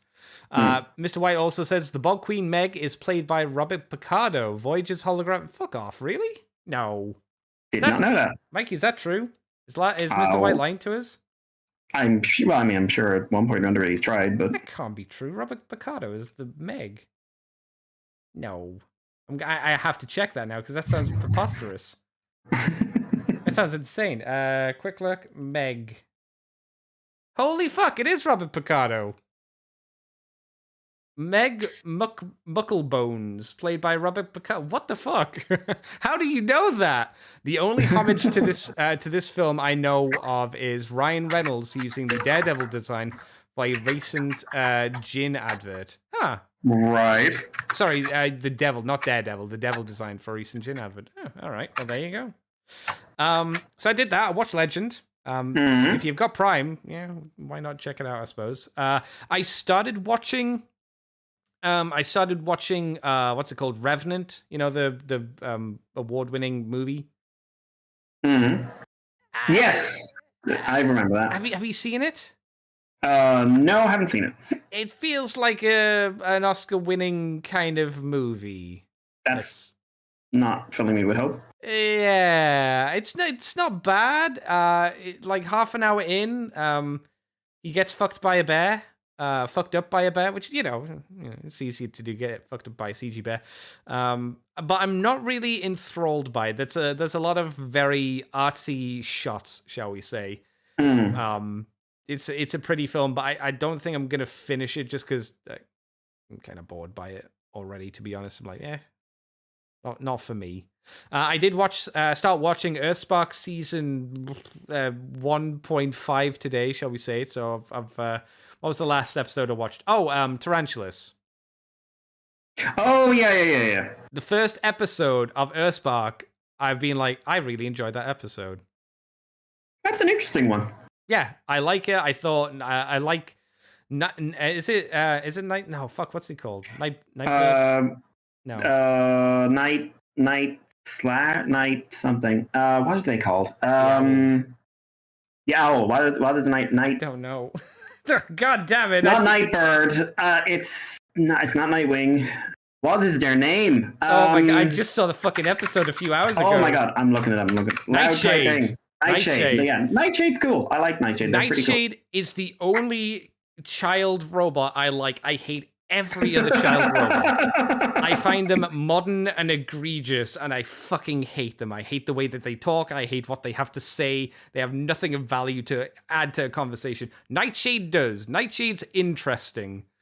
I find. Obviously, that's a personal choice, or personal preference. But I like their interaction with Tarantulas. I see what you said about Tarantulas. Tarantulas is very different from manic cackling scientist maniac, which is a bit sad by that. I kind of wish the voice actor did a little bit more interesting with his voice. It's just a dude, and yet Tarantulas has this really interesting, gubbly mouth things, buboes going on, and he's just got a standard talking voice, and it's like, But then the overall episode was interesting. They're nice to Tarantulas, and it's like, I'll give you a second chance. It's like good message, all that kind of thing. I'm I'm liked, but I'm a scientist person, and everyone wants to play fucking robot tag, and I don't care. I want to build cool things and read books. I'm like, this is a decent episode. The previous 2 episodes before that, I didn't care about. I don't care about Jawbreaker. Jawbreaker's episode where he's going around asking people for advice on how to pick an alt mode. The most annoying and best thing about that episode is when he sits down and talks to Megatron.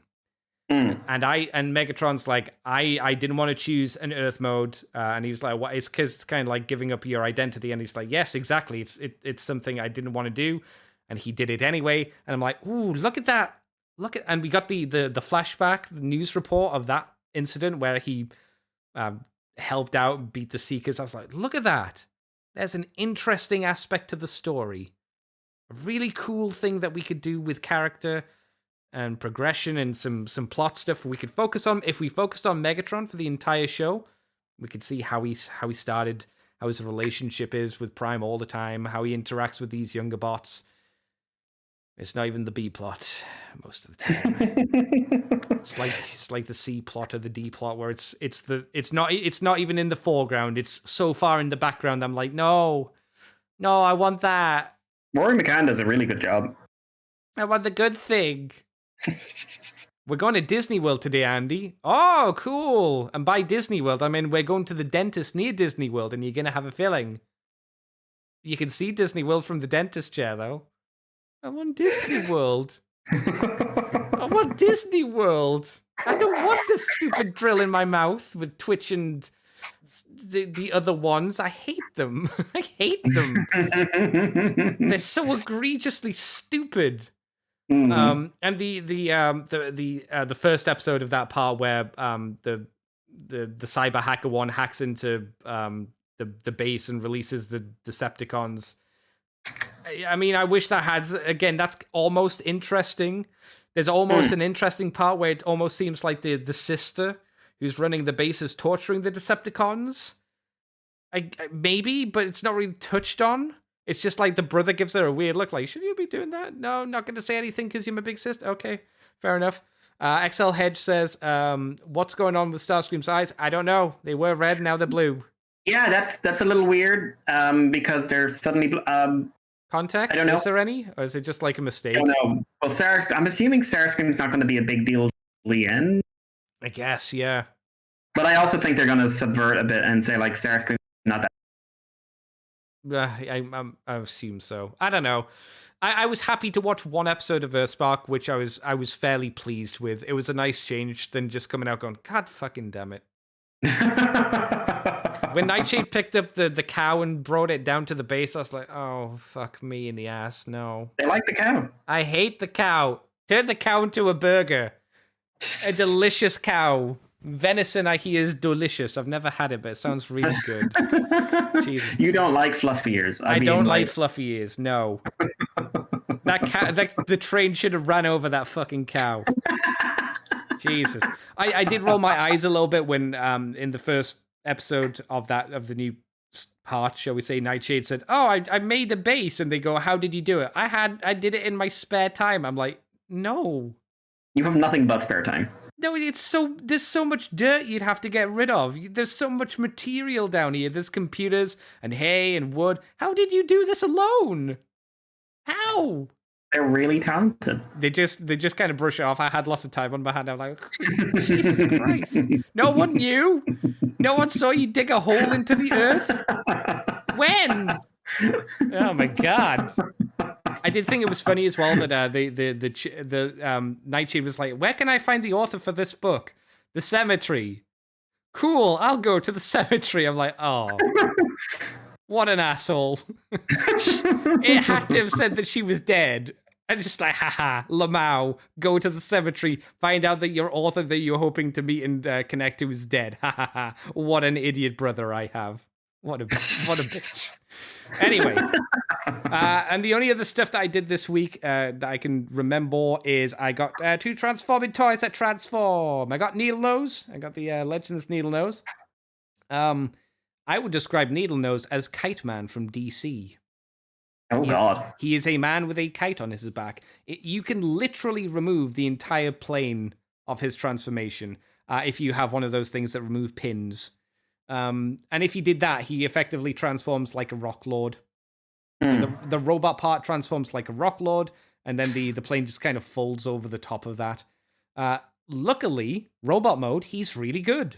He's tight and everything like that. I wish his target masters did a little more than the G1 counterparts, because they are as articulate as they are.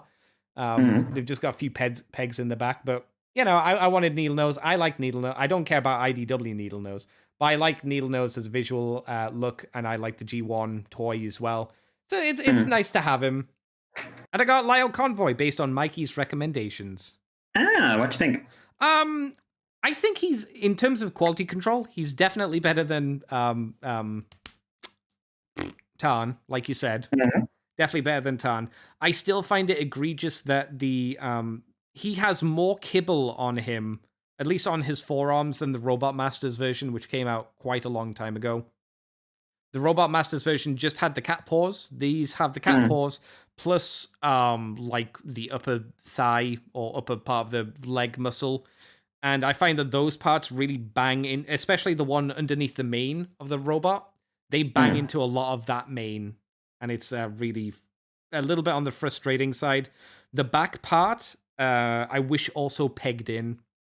The back of the line doesn't really peg in, so I'd like that just to have not been floppy. It's not like loose or floppy or anything like that. It's just one of those things where you pick it up and you're like, this bit, you can feel it moving and stuff like that. So I'm like, kind of wish that wasn't the case. Otherwise, I think it's good. They're just things. I wish he came with a weapon. Like, I hate his little anemic claws as well. For the they're meant to be like full on big blades under his arm. I wish those were a little bit more. I wish it wasn't winter, let's just say, and I wish maybe he was a bit more engorged blade-wise. I enjoyed the transformation for him. It was quite neat, quite entertaining, and I think he looks good.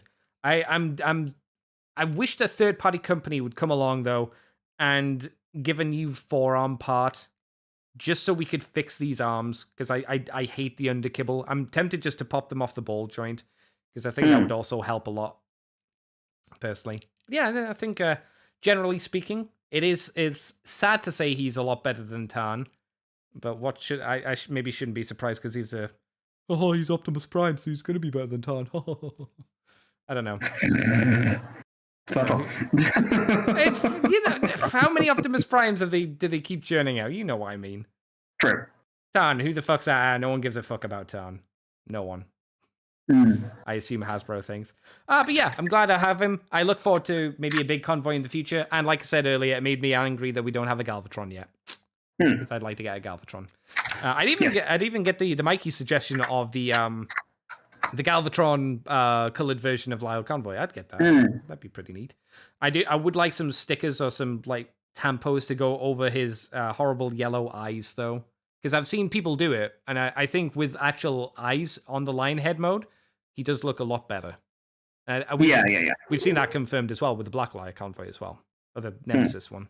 Either way, that's everything, question mark? Yeah, I think that's everything of value that I've done this week, so that's, I guess, we'll end it, because we've been going on for a while, so we can leave the questiones, I'm afraid, peoples. Yeah, unless Mikey's got any dire need questions to do. Nope. All right, Mikey, where can people find you on the internet? Oh, also, XL Hedge says Needle Nose G1 with more articulation.